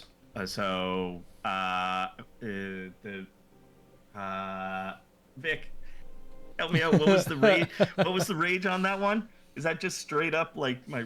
I'm trying to remember because I can't remember from last time. Plus 2. Nice. Plus 2 for the rage. So it's 7, 12. So it's 13 bludgeon plus 11 lightning. 13 plus 11. That's the total damage. Plus max damage. Those were just the rolls that go on top of. Okay, so it's max damage Max plus damage. 24. So what's the max damage you can do then? Would be 2d8, which is 16 plus 5, which would be 21 plus 2, which would be what did I say? 23 plus 12, which would be 35 plus 11, which is 46 plus 13, which is 59. So your normal base max damage is 59? No. Yeah? No. That's the That's total. with that's the total. Okay. That's with everything added on top of it. No. My lord. Total base damage is. So it'd be 59 minus 24 is what it would be. So 35 would be your like normal max. Yeah. 35 Cool. is the normal. So 35 plus 24 equals 59 damage. So you did 59 plus the 14 Plus the damage first or hit. whatever Yeah, you plus already the did. first hit. Incredible. 59 Basic damage. Woo! Slam. Rage. Thunderstorm comes in. Lightning hits. Slam again. You see Le Chat Noir tries to lift its blade to defend, and it's just like a ching, and like a localized hit of lightning and thunder. If you've ever seen, I love that scene in Avatar: The Last Airbender when Katara like stops the rain, and it's this like whole sphere of the suspended rain of like her power. But in that classic anime vision style, the clash of Thor's Mjolnir against this Chat Rouge's blade, it's just ching, and like this shockwave keeps the water off of the two of you for just a second until the rain kind of comes down, breaks that shockwave, and wets you again. The little cat is thrown back, I'm going to say, like a full 5 feet, and looks wet and hurt. Very hurt. Amazing. Anything else for your turn there? That's my actions. That's my movement. That's my. And that was your bonus action, I think, as well. Action. So yeah, I don't have that. Yeah. So that is me.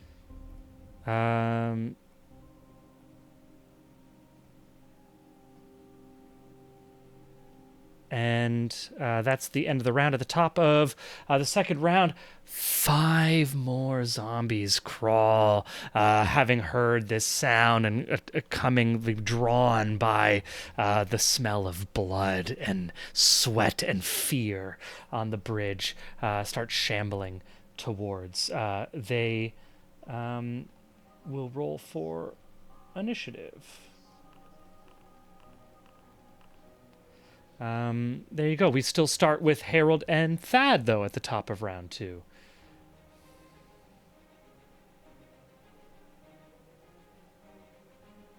Wait, did I go in round 2? I guess I did. You, no, you just went like right at the end of round 1, right before Thor, just now.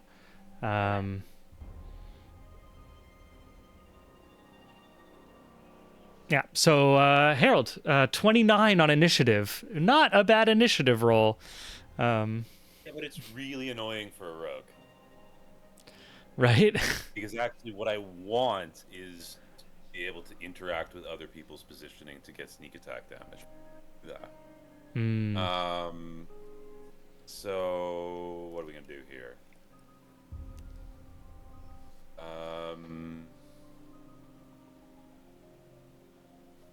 Oh well. I'll move here. I will attack the lead zombie.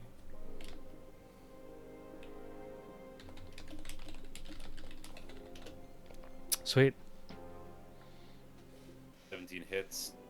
Definitely. 5 piercing. 5 piercing. A palpable Okay, and hit. on my offhand, cast Booming Blade. Cool. 9 misses. 9 does not miss. Great. That's really Zombies nice. are very easy to hit. They do not move out of the way. I'll just use the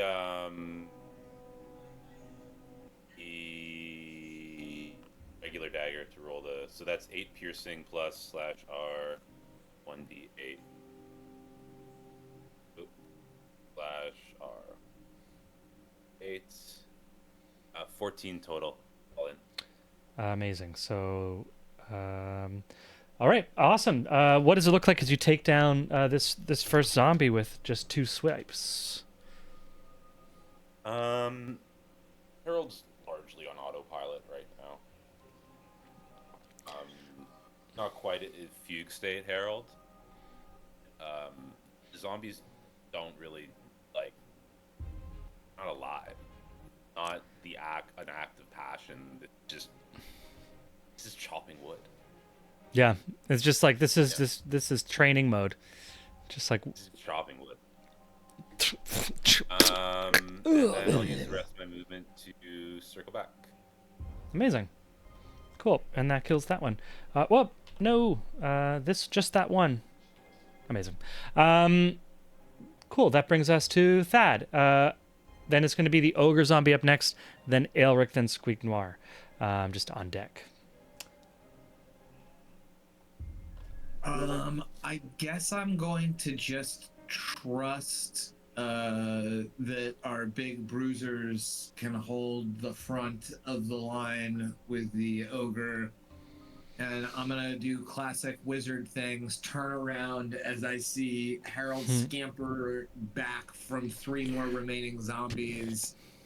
As turn, Harold one thing. Sorry, as Harold runs back, he will indicate that I'm going to use the clicker. But there's another one out of line of sight. Like, use the clicker. There. Yeah, ish. Yeah. In case you're targeting an AoE. So there's definitely a way from my line of sight, the way that I'm eyeballing it, to get all of them within is it 20 feet, Koi? Yeah. So from this 20 feet like radius, 20 feet diameter 20 or feet, radius, 20 feet radius. 20-foot radius spear. Yeah. So I just put that on the map there. That's a 20-foot radius. Yeah. So I am going to detonate a fireball. I turn. Oh hell yeah! I'm grabbing onto the shadow, and I shoot a fireball. Hell yeah! It's D&D. We need some fireballs in here. This is D&D. It's been too long since we've had a fireball. Will need to make a saving throw that zombies are notoriously good at, a dexterity saving throw. Okay, what do we need to get? You need to beat a 15. 15, and I have okay, I have okay. They are rolling this. I'm gonna roll this physically, just because I'm having some fun. They are at -2. You said it's a 15? Yeah.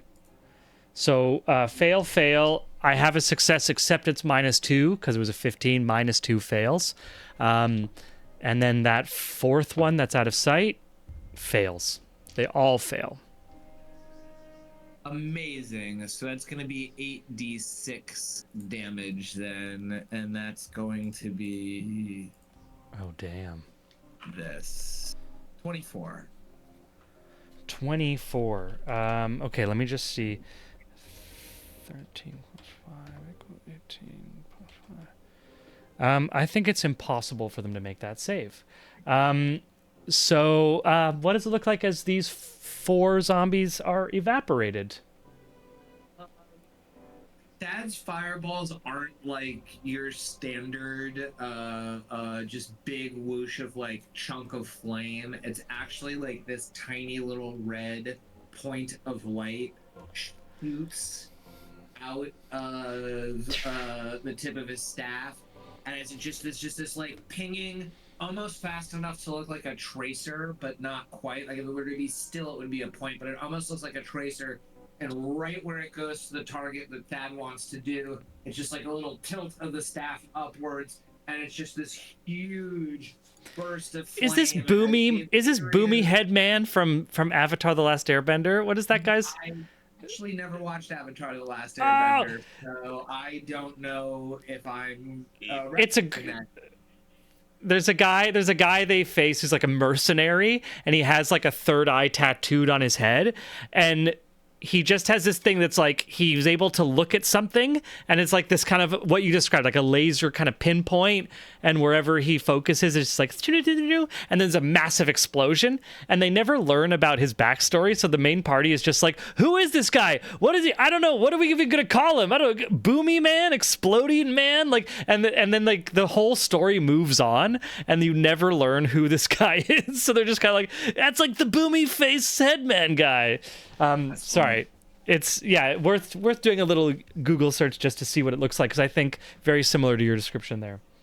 And for a brief second, when the explosion happens, like the whole space is lit up for a second, and then it dwindles back down. Amazing. In that light, you can see just like the shadows, the elongated shadows on the rock face of more shambling hordes just continuing to come along towards you. Incredible, Thad. Just an off over the shoulder fireball just to make sure you're protected behind you. Very cool. Unfortunately, nothing will stay lit because you're in the middle of a torrential downpour. So we can't do anything to check if anything is flammable. The massive thunderstorm that Thor has called on, I think, is more powerful than that. Any movement or bonus action? Anything you want to do? I don't know if I want to move further. I think I want to stay behind Totally. Arlik for right now. I think I want Thor and Arlik in front, but I guess Arlie is in front of Arlek now, so Arlek's gonna charge up anyway. Yeah, he's going to be up next. I have the zombie ogre, the Zogre first. Cool. So actually, Corey, I am gonna move. Yeah. I am gonna move Yeah, past up. move I'm up. just gonna go like right to there. Sweet. So those positions like are still on the bridge. We're just saying that like in that position you're like tight against the wall, and like kind of using that as almost leaning against it or underneath the barrister or whatever. Amazing. That's going to be Thad's turn. Our Zogre is next, which is going to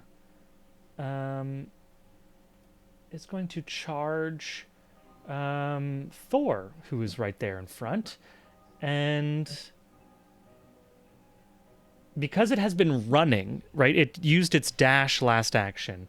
It is going to continue forward. It doesn't, and it is going to try a shove action. So this is going to be a contested athletics check. Now I believe Thor is raging, so he probably has advantage on this. I am going to roll and give you a difficulty level here. Thor, you have to beat a 24. Ooh. It rolled an 18 on the dice. That is a very good roll. And what did I get? I got a 28. And a clean response with a natural 20. Oh my God, Thor. Yeah. Incredible. So this Zogre comes running at you, Thor, and tries to push you off the edge. Basically, it's trying to like throw you aside to knock you over the edge as it keeps barreling forward. How do you stop it or prevent? Yeah, what do you do? Successfully. I see him charging in, and I see what he's going to try to do, and I kind of shimmy a little to the side, and I just drop my shoulder and brace, and I start to giggle a little bit. I just kind of drop in, and I'm like, and he slams, and it's just crunch with no movement whatsoever. That's amazing. It's almost, and with the sound of the body, this construct body, it's like a bell ringing, boom, as this thing just comes crashing into you. And a bit of thunder rumbles as it hits, just to kind of Hell accentuate. yeah. That after effect of thunder. It's like a bell that has that lingers. It's the sustain.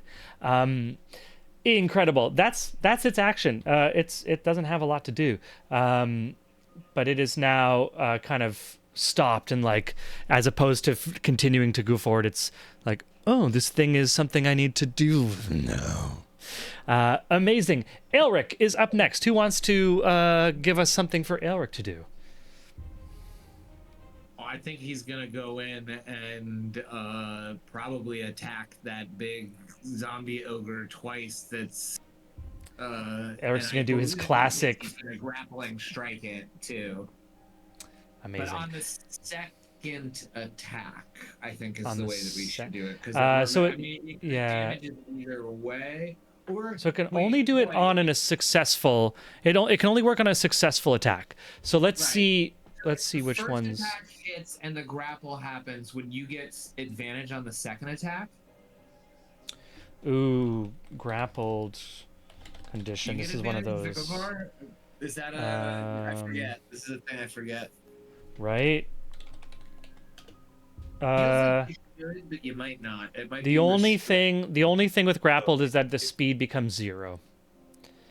Basically, so you don't get advantage as or disadvantage when you're grappled in 5e. But your speed becomes 0, which means if you're flying, you fall, which is like the big deal about grappling.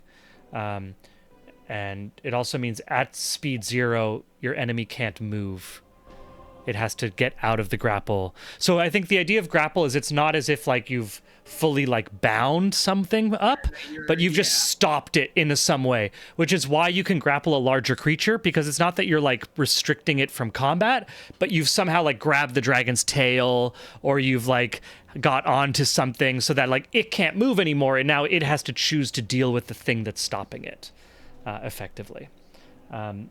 Incredible. So we're going to start with our first attack with that shatter spike.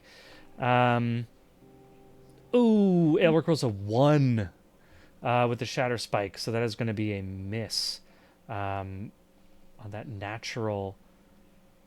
Oh, and that is a natural. That is a critical miss. And we also, not only we honor the critical hits, but we honor the critical misses. So I am going to say that with that critical miss, Shatter Spike cannot be destroyed by non-magical means, but it can get stuck in the voluptuous folds that make up this Zogre. So Shatter Spike is now embedded in the body. Aelric's going to have to succeed in a contested athletics roll to get it out of the body if he's going to make a second attack. He will get his second attack with his silvered longsword, and he made up for it with a natural 20. So that is full damage with a silvered longsword. So that's going to be 1d8 plus 4, so that's 12 damage plus 11 damage. So that is 23 damage, I believe.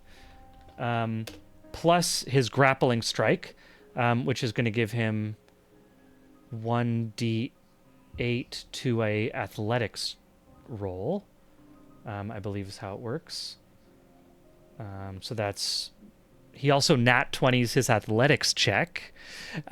So plus... Yeah, the ogre rolls a 9. So Aelric has grappled the ogre and is engaged. He can take a second attack with his offhand weapon, but it's going to take a full action for him to get his main weapon out because of that critical failure. But they are grappled. So with that second attack on his silvered longsword, that is another 13. Sorry? Shove. He could shove. He would lose the blade because it's stuck in the enemy. But if you want to try the shove, you can try the shove. Use cover the blade.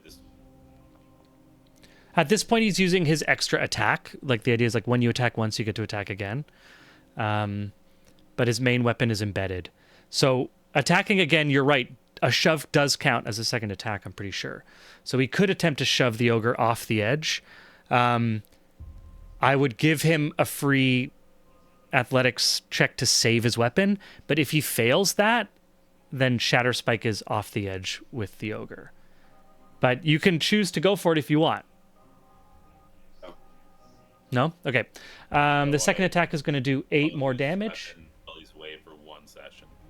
We lost your magical weapon, Aelric. Okay, amazing. The Zogre's looking a little rough, and Aelric is fully grappled the Zogre, but he's not grappled it in the way that he's holding it. He's grappled it in the way that his main weapon is stuck, embedded in it, and he's not letting go. And so he's just stabbing it with the other one. And the two of them are now trapped there, with Thor beside them, laughing maniacally in the rain and lightning and thunder. Incredible. Aelric's turns are always terrifying. Up next is Squeak Noir. Once again, we have a mounted Squeak Noir. So I'm going to start with, why don't we go the opposite way this time? We'll start with what Squeak Noir wants to do, and then I will let Arlie say if Library Cat resists that. Yeah?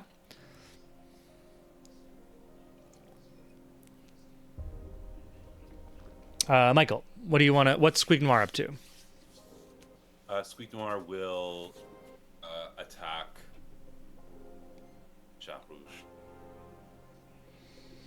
Okay. That is a far distance still for Squeak Noir, but Squeak Noir has his mount, which can travel, just to make sure. Do you think? But also, do you think the companion is going to resist getting close to the chat? 40 feet. So the cat can go 80 feet with a dash. Oh yeah. So he could close that distance with a dash. Do you think the cat's going to resist closing that distance, Arlie? The ogre gets an opportunity attack for. If you don't exit its... Yeah, if you stay within its range, it won't get an opportunity attack. But back Just- in 3.5, they would have. Just passing through it, like just and not engaging, I think, would have been Even dicey. while it's Maybe grappled. not. Maybe not while it's grappled, I guess. But I'm stuck in 3.5. I don't know how to 5th edition this edition. In 5th edition, Squeaknar can go underneath the ogre's feet, like past Aelric, under its feet. Classic, like, CGI one-shot of just, like, over, under, through, up, and around onto the back end of the Zogre to attack Squeaknoir and not call a... Disadvantage. Mostly, like, I, as a player, just desperately want to know what the beef is between these cats and between, not the cats, between Squeaknoir and Chat Rouge. So I kind of Yeah, want, Chat Rouge. I kind of want Library Cat, like, Koi, if you let me, like, I kind of want Yeah. Library Cat to just be like, in the way that Koi has played Library Cat, like, can they talk to each other with their thoughts? Like, can they talk like the animals, or no, they can't? I mean, for the sake of storytelling, you can have, like, you know, the way that you would describe your friend's pet is like, your cat, you know, like your cat Spot is doing a little kind of a like, oh, is this what you want? But as I've said many times, Library Cat's just a cat. I know what Library Cat sounds like when they're in the library. Yeah, Library Cat, when they weren't on... So just as a reminder to everyone who wasn't there, because this was a special one-shot that we actually lost to the annals of time. But Arlie was she went to the Celestial Library. She met a librarian, a fancy mystical magical librarian. She took out a book. That book is what she still uses as the source of her portent dice. That she does have some that are like off class. It's like a little homebrew thing. And while she was there, she met a talking cat that was like very scary and like very large and talking and a little conniving. And it said it was really excited about this world that Arlie was going back to and it wanted to join her. So the librarian added the cat to her contract to check out the book, with the caveat that if the cat were to follow Arlie, it had to be a cat. And it agreed to that stipulation, and it used its paw in some ink, and it signed the contract, and the library cat followed Arlie into the real world. But ever since it came into the real world, it's just been a cat. It no longer knows everything, and Arlie's like, you do know everything. And it's like... But it's in that way of cats where it's like, are you just a cat or do you know everything, you naughty little creature? I can't tell because you're a cat. Yeah. But so I'm going to say mechanically the cat does not have any telepathy or anything like that. But as a storyteller, you can certainly describe how the cat gives a little attitude or questioning or anything like that for sure. No, I got nothing. I mean, I don't know how to body language the cat to being like, what's the beef? So Library Cat is just gonna, they've gone on lots of adventures together. Library Cat is a reliable steed. They charge. Amazing. Library Cat trusts. I love it. Incredible. And so what's the attack that Squeaknoir is going to do here? Attack le chat rouge. Okay. Attacking Le Chat Rouge. Did I just attack through? Attack. From all. So that's no good. Critical miss. Okay, with a critical miss, we are honoring critical misses here. Give the help action? Not on an attack, I'm afraid. And they've also used their action to dash as well. Oh. But with a critical miss, I'm gonna say with a critical miss against his greatest foe, and possibly latent lover, Squeaknoir makes a stab, and using one of her throwing axes and her eviscerating blade, she cross parries and shatters his little rapier, leaving him with a broken fort and a shortened blade.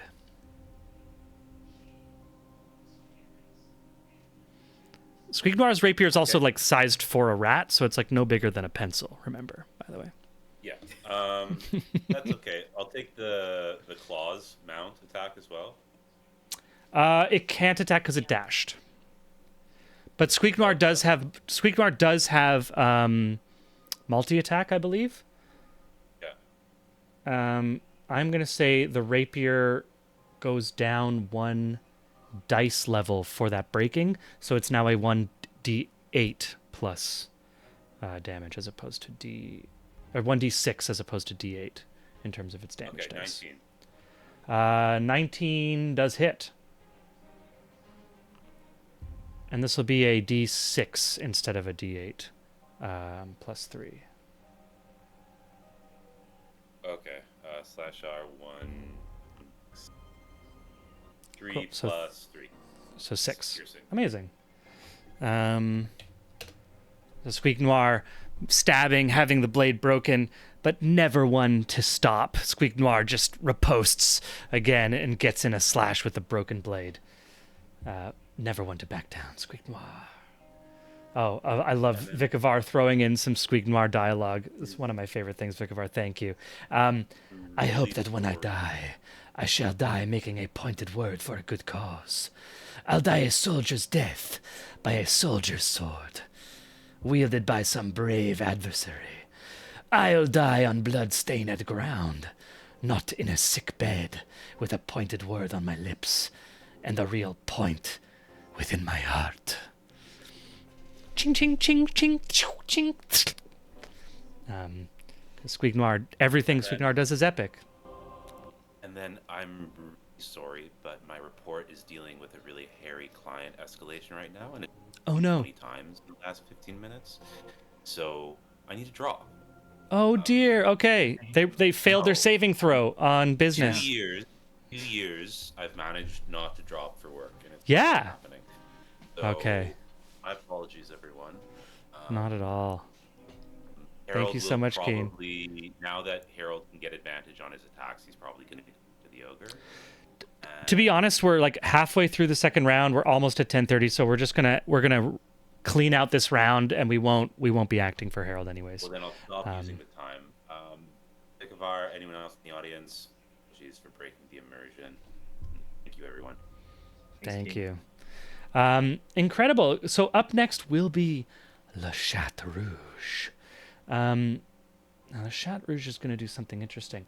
Le Chat Rouge is going to roll 3 attacks with their enervating blade, and they are going to be aiming at Library Cat. Now,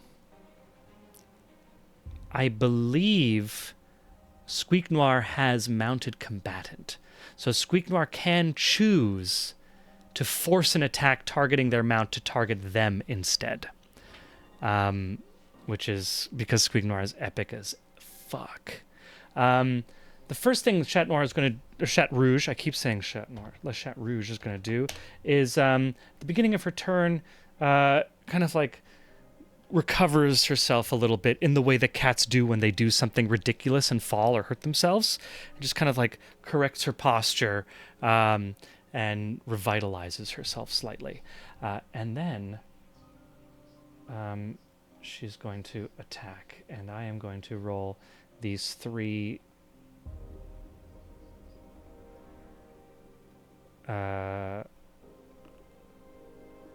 so the first is going to be a 21.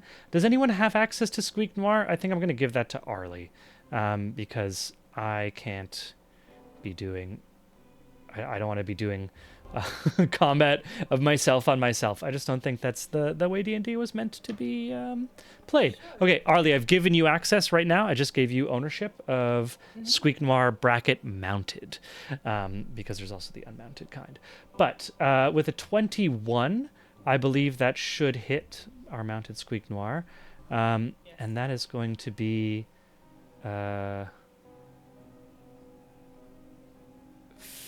15 necrotic damage to Squeak Noir with the first attack.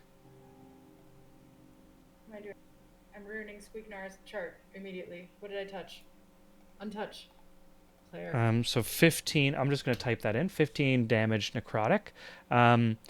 The next is going to be 18. I believe an 18 also hits. Sorry, I'm just trying to change Squeak Noir's hit points and I accidentally re-rolled them, but they're back to back to where they were. So I. Okay, amazing. I'm gonna write this down. It was So 18 minus and then 15.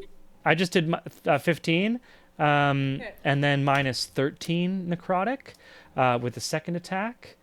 These are all trying to hit the cat, like library cat.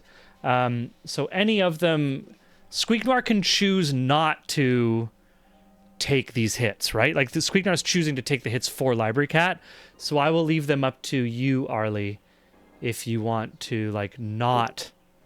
Yes, try to Squeak take Noir's those in. taking the hits. Library Cat has 2 HP. It's just a cat. So, Yeah, 2 Squeak HP. Noir's an adventurer who. Amazing. And another 14 damage to Squeak Noir. So that's a total of, it's 14 plus 13 plus 15 damage. Leaving Squeak Noir quite bloodied at 9 hit points.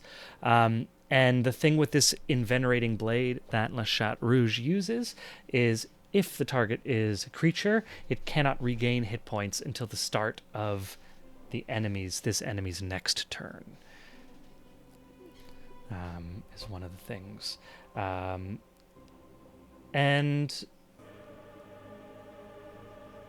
With that, Le Chat Rouge is going to smile, and in the whipping wind through the rain, it disappears briefly and appears in a shattering of lightning at the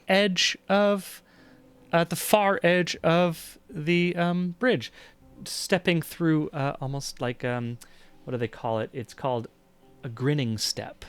Is the name of the effect. Where's this cat? It's at the far west end now. I'm so upset. I had a plan. I Very wrote. mad at the cat. I had a plan.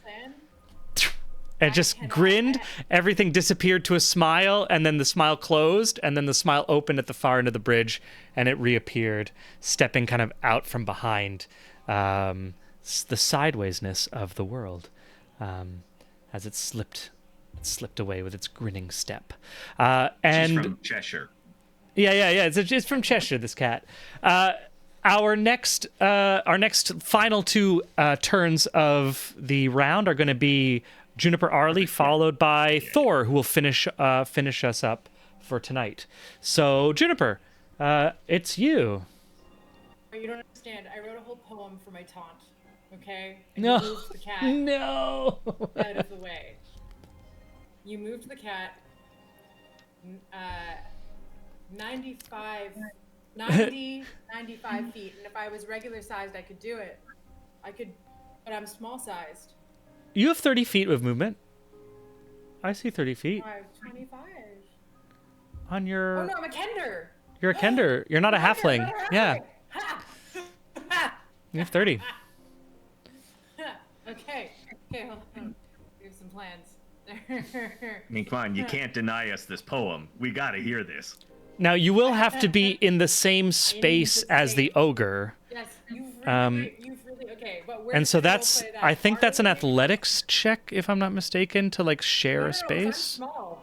Oh, so you can, because you're small, so you can share I a space. understand. So I would get the Amazing. attack opportunity if I left the space, but I can absolutely Yeah. run through his legs, his distracted, slightly grappled. I love this. The cat Squeak Noir, now Arlie, all just like running under the legs of this ogre with Thor and Aelric on like a scale up, engaged in combat and like 3 feet above their heads. Awesome. So yeah, we're just gonna say that Arlie panics, like seeing somehow because of her lowered vision. She sees how Squeak Noir just took a beating, and Library Cat, who she has taken out of the rented, not rented from the library, but like she Kind of. signed the cat out of the Yeah, library. booked out. She's like, there's quite a bit of liability at stake, I do believe. Borrow a cat from the library. So, with that urgency, she is going to run, but movement thematically run, putting herself. Let's get out my little measuring tape. Ugh. You'll be literally under the feet of the ogre. Literally under the feet. Yeah. Yeah. Whoops. As a cat owner, I condone this move. Tripping up the ogre and like. So from this place, she's going to taunt Le Chat Rouge. Amazing. And what is the cat able to do? Is it like is it a wisdom save? Mm-hmm. You can unleash a string of provoking words at a creature within 60 feet of you that can hear and understand you. Target must succeed in a wisdom saving throw or has disadvantage on attack rolls against targets other than you until the start of your next turn. Okay, it rolled a 13. That's probably a fail, I guess. I know Arlie has a very high DC. Yeah. So that's a fail? 16. That's a fail. Amazing. Okay, so what do you... Yeah, so now you got to give us the poem now, because it works. So now I have to yell the poem because the cat's so goddamn Because it's raining and thunder and lightning. You're like, listen to what I'm saying. You suck. That Rouge. I know a jealous ex when I see one. And believe me, it's not a good look. Library cat is 10 times the fun. And they can read a book. Amazing. Burn, Arlie. Okay. Le Chat Rouge like zips through the air and is like, ha ha ha. And then you say something, it's like, "What? That's not... No, and like, Foliage is like, a loss for words, a rare loss for words for Le Chat Rouge. I mean, you still have your action, Arlie. I do, yeah. Yeah. So, do I understand correctly that Ugmar can't be healed? Squeakmar cannot be healed because of the nature of the blades. It cannot be healed until the start of the wielder's next turn.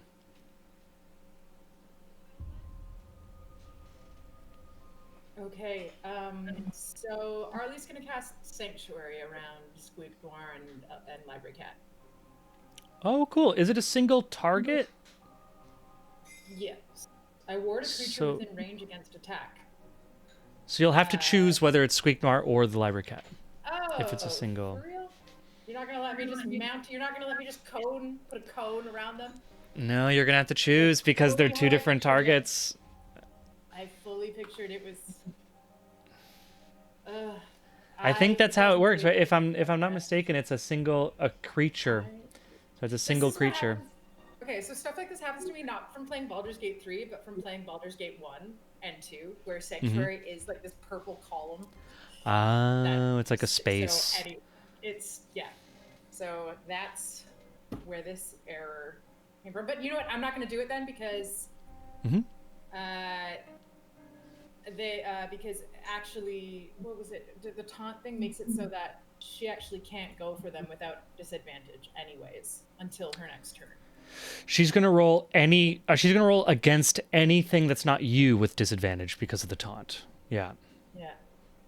Okay, so You're also underneath this. Sorry. You're also underneath this Zoger, if that should probably put Sanctuary means on. anything.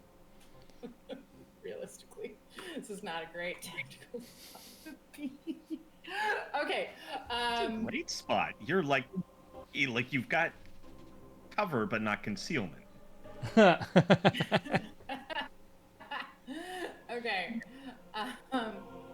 Yeah, I think I'm just gonna do the other plan that I had from before. I'm gonna cast. I'm gonna see. Do I want? Hold on. Let's do. Are we doing command or are we doing? No, command doesn't work on the undead. But we said that suggests. Also, a reminder: everyone has Fey touched as a. Everyone got it the free. What's it called? Misty Whatever Step. feat of Fey touched. So everyone gets Misty Step for free. once a long rest. And Arlie, your specific version is you get Tasha's Hideous Laughter for free.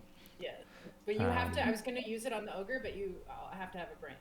You have to be able to interpret insults. You can't have. Or was that a different thing I was thinking of? Doesn't matter. It needs an intelligence score of 5 or higher. Yeah. And the Zogre does not have a 5 intelligence. The zombie But we ogre with said its that- brain pan. I think that Misty Step is gonna be. What's the range? Can I use it on? What can I use? What could I use? Tasha's Hideous Laughter is a 30-foot range, Oh, okay. so you do not have the distance. Okay, so. I am But gonna cast- Misty Step is 60. You could Misty Step next to Le Chat Rouge if you wanted.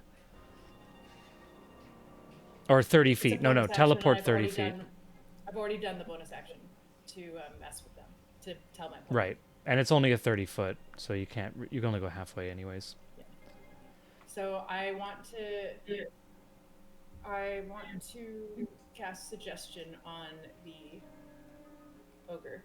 Zogre. Cool. The Zogre, So- Zogre.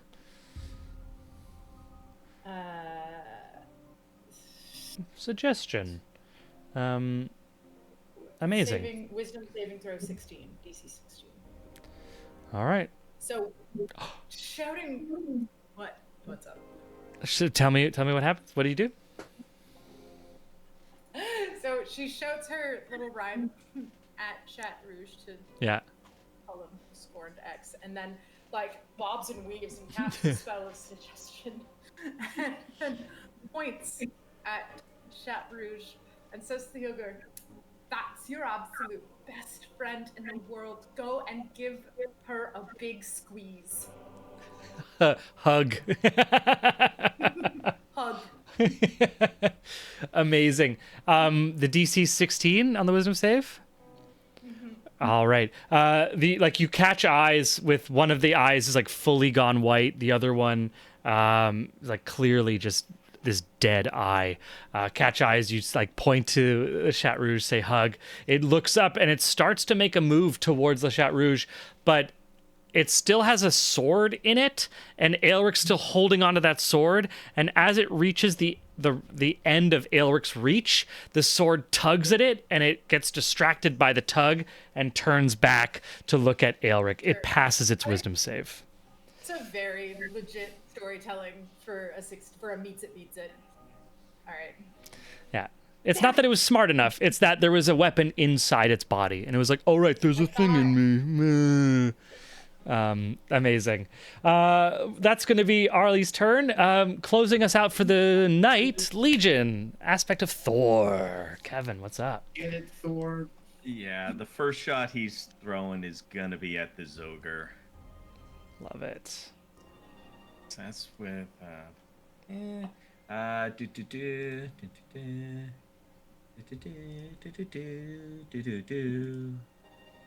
Ooh, 13.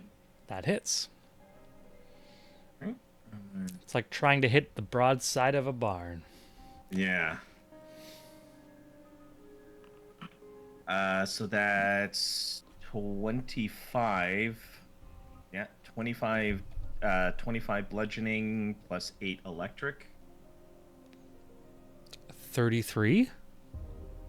25 yes. plus 8? Yes. Wow. Incredible. Massive damage. The Zogre looks really messed up. Yep, that was plus rage there, Vic. I remembered it that time. Amazing. Yeah, like damage. So plus 2 some is the 25. some severe damage. So this like Zogre hears Arlie, turns, tries to go to Le Chat Rouge, feels the tug as this sword is stuck inside of it, turns back around to Aelric to be like, "Bleh," and just turns into the hammer of Thor. Just like, "Thank you." Pow! And right clocks, just absolutely collapses its orbital bone. The one white eye is just fully now, can't even see it, gone. Brains exposed. If this was a living creature, it'd be far, far beyond dead. Unfortunately, this is an undead creature. You have an extra attack, I believe. And you also have your frenzy attack yeah. if you want it. If I want it. Yeah, I still got another attack, so I'm gonna take it. I'm gonna hit it until it stops twitching. Hopefully, Love that. 16 to hit. That definitely hits. Ooh. 8 plus so 8 bludgeoning and 11 electric. So it's 19. Yeah, 19 total. It's 14. Okay, so it can technically make this save. It's a DC 19 for it to stay alive with its undead fortitude. It rolls a 4. It gets +4. That's an 8. So that is not enough to stay alive with its undead fortitude. Thor, explain how you end this creature. So I see that it's got Aelric's sword.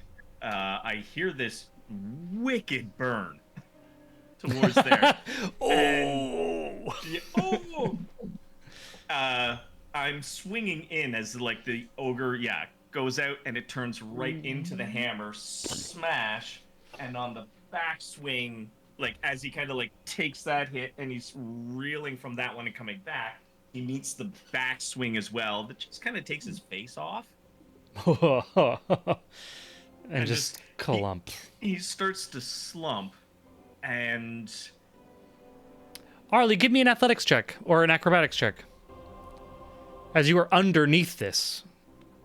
Yeah. And if you do not succeed, then you are going to be. You succeed, amazing. You'll be prone. And concealment. Nice. So Arlie, which side do you want to get out from under? To the left or the right of this ogre? Left. Cool. So Arlie's gonna sneak out there just to the left as it slumps.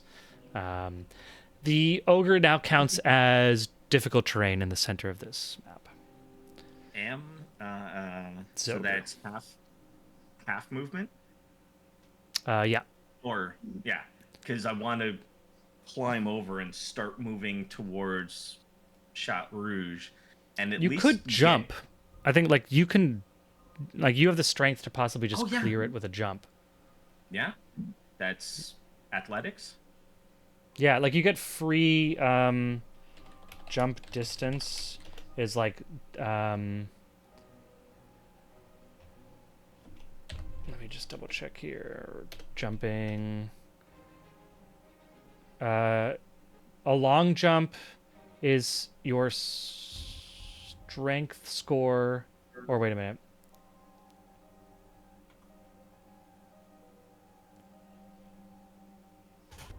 What's your strength again? 20. Yeah, you can don't even worry about it. You can jump. 20 strength? You can jump. You're fine. You're good. You got this. I'm a jump. How far can I jump? You can easily clear it. I'll say you get you can jump to the other side of it and then get your movement. And then get the movement? Okay. So a jump will put me there, at least in front of them, and then I've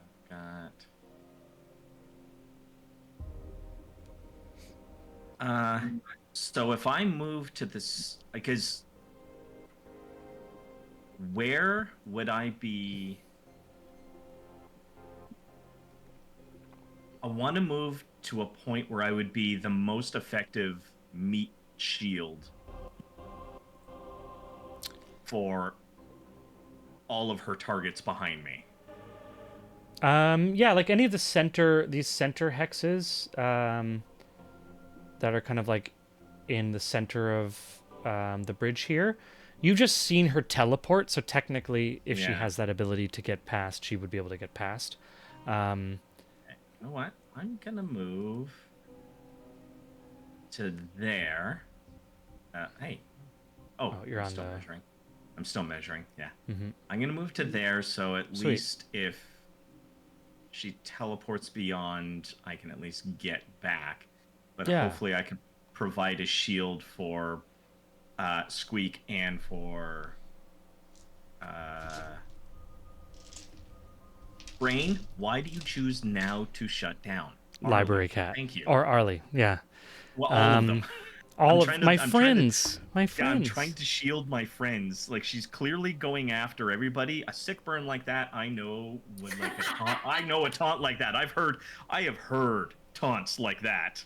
I know what they do. Said that she wasn't fun. Yeah. Yeah. It's Um, like, ooh, yeah, no. I said that accidentally to Sif once, and I paid for it for 100 years. So. Amazing. That's going to end the end of round 2. I just rolled 5 more zombies appear on the east end of the bridge, just so that I don't have to remember to do that at the beginning of next session. But that is going to be the end of our session for today. We're already past time. We've already lost Harold. So we are now in the center of this bridge between a rock and a hard place on top of a Zogre.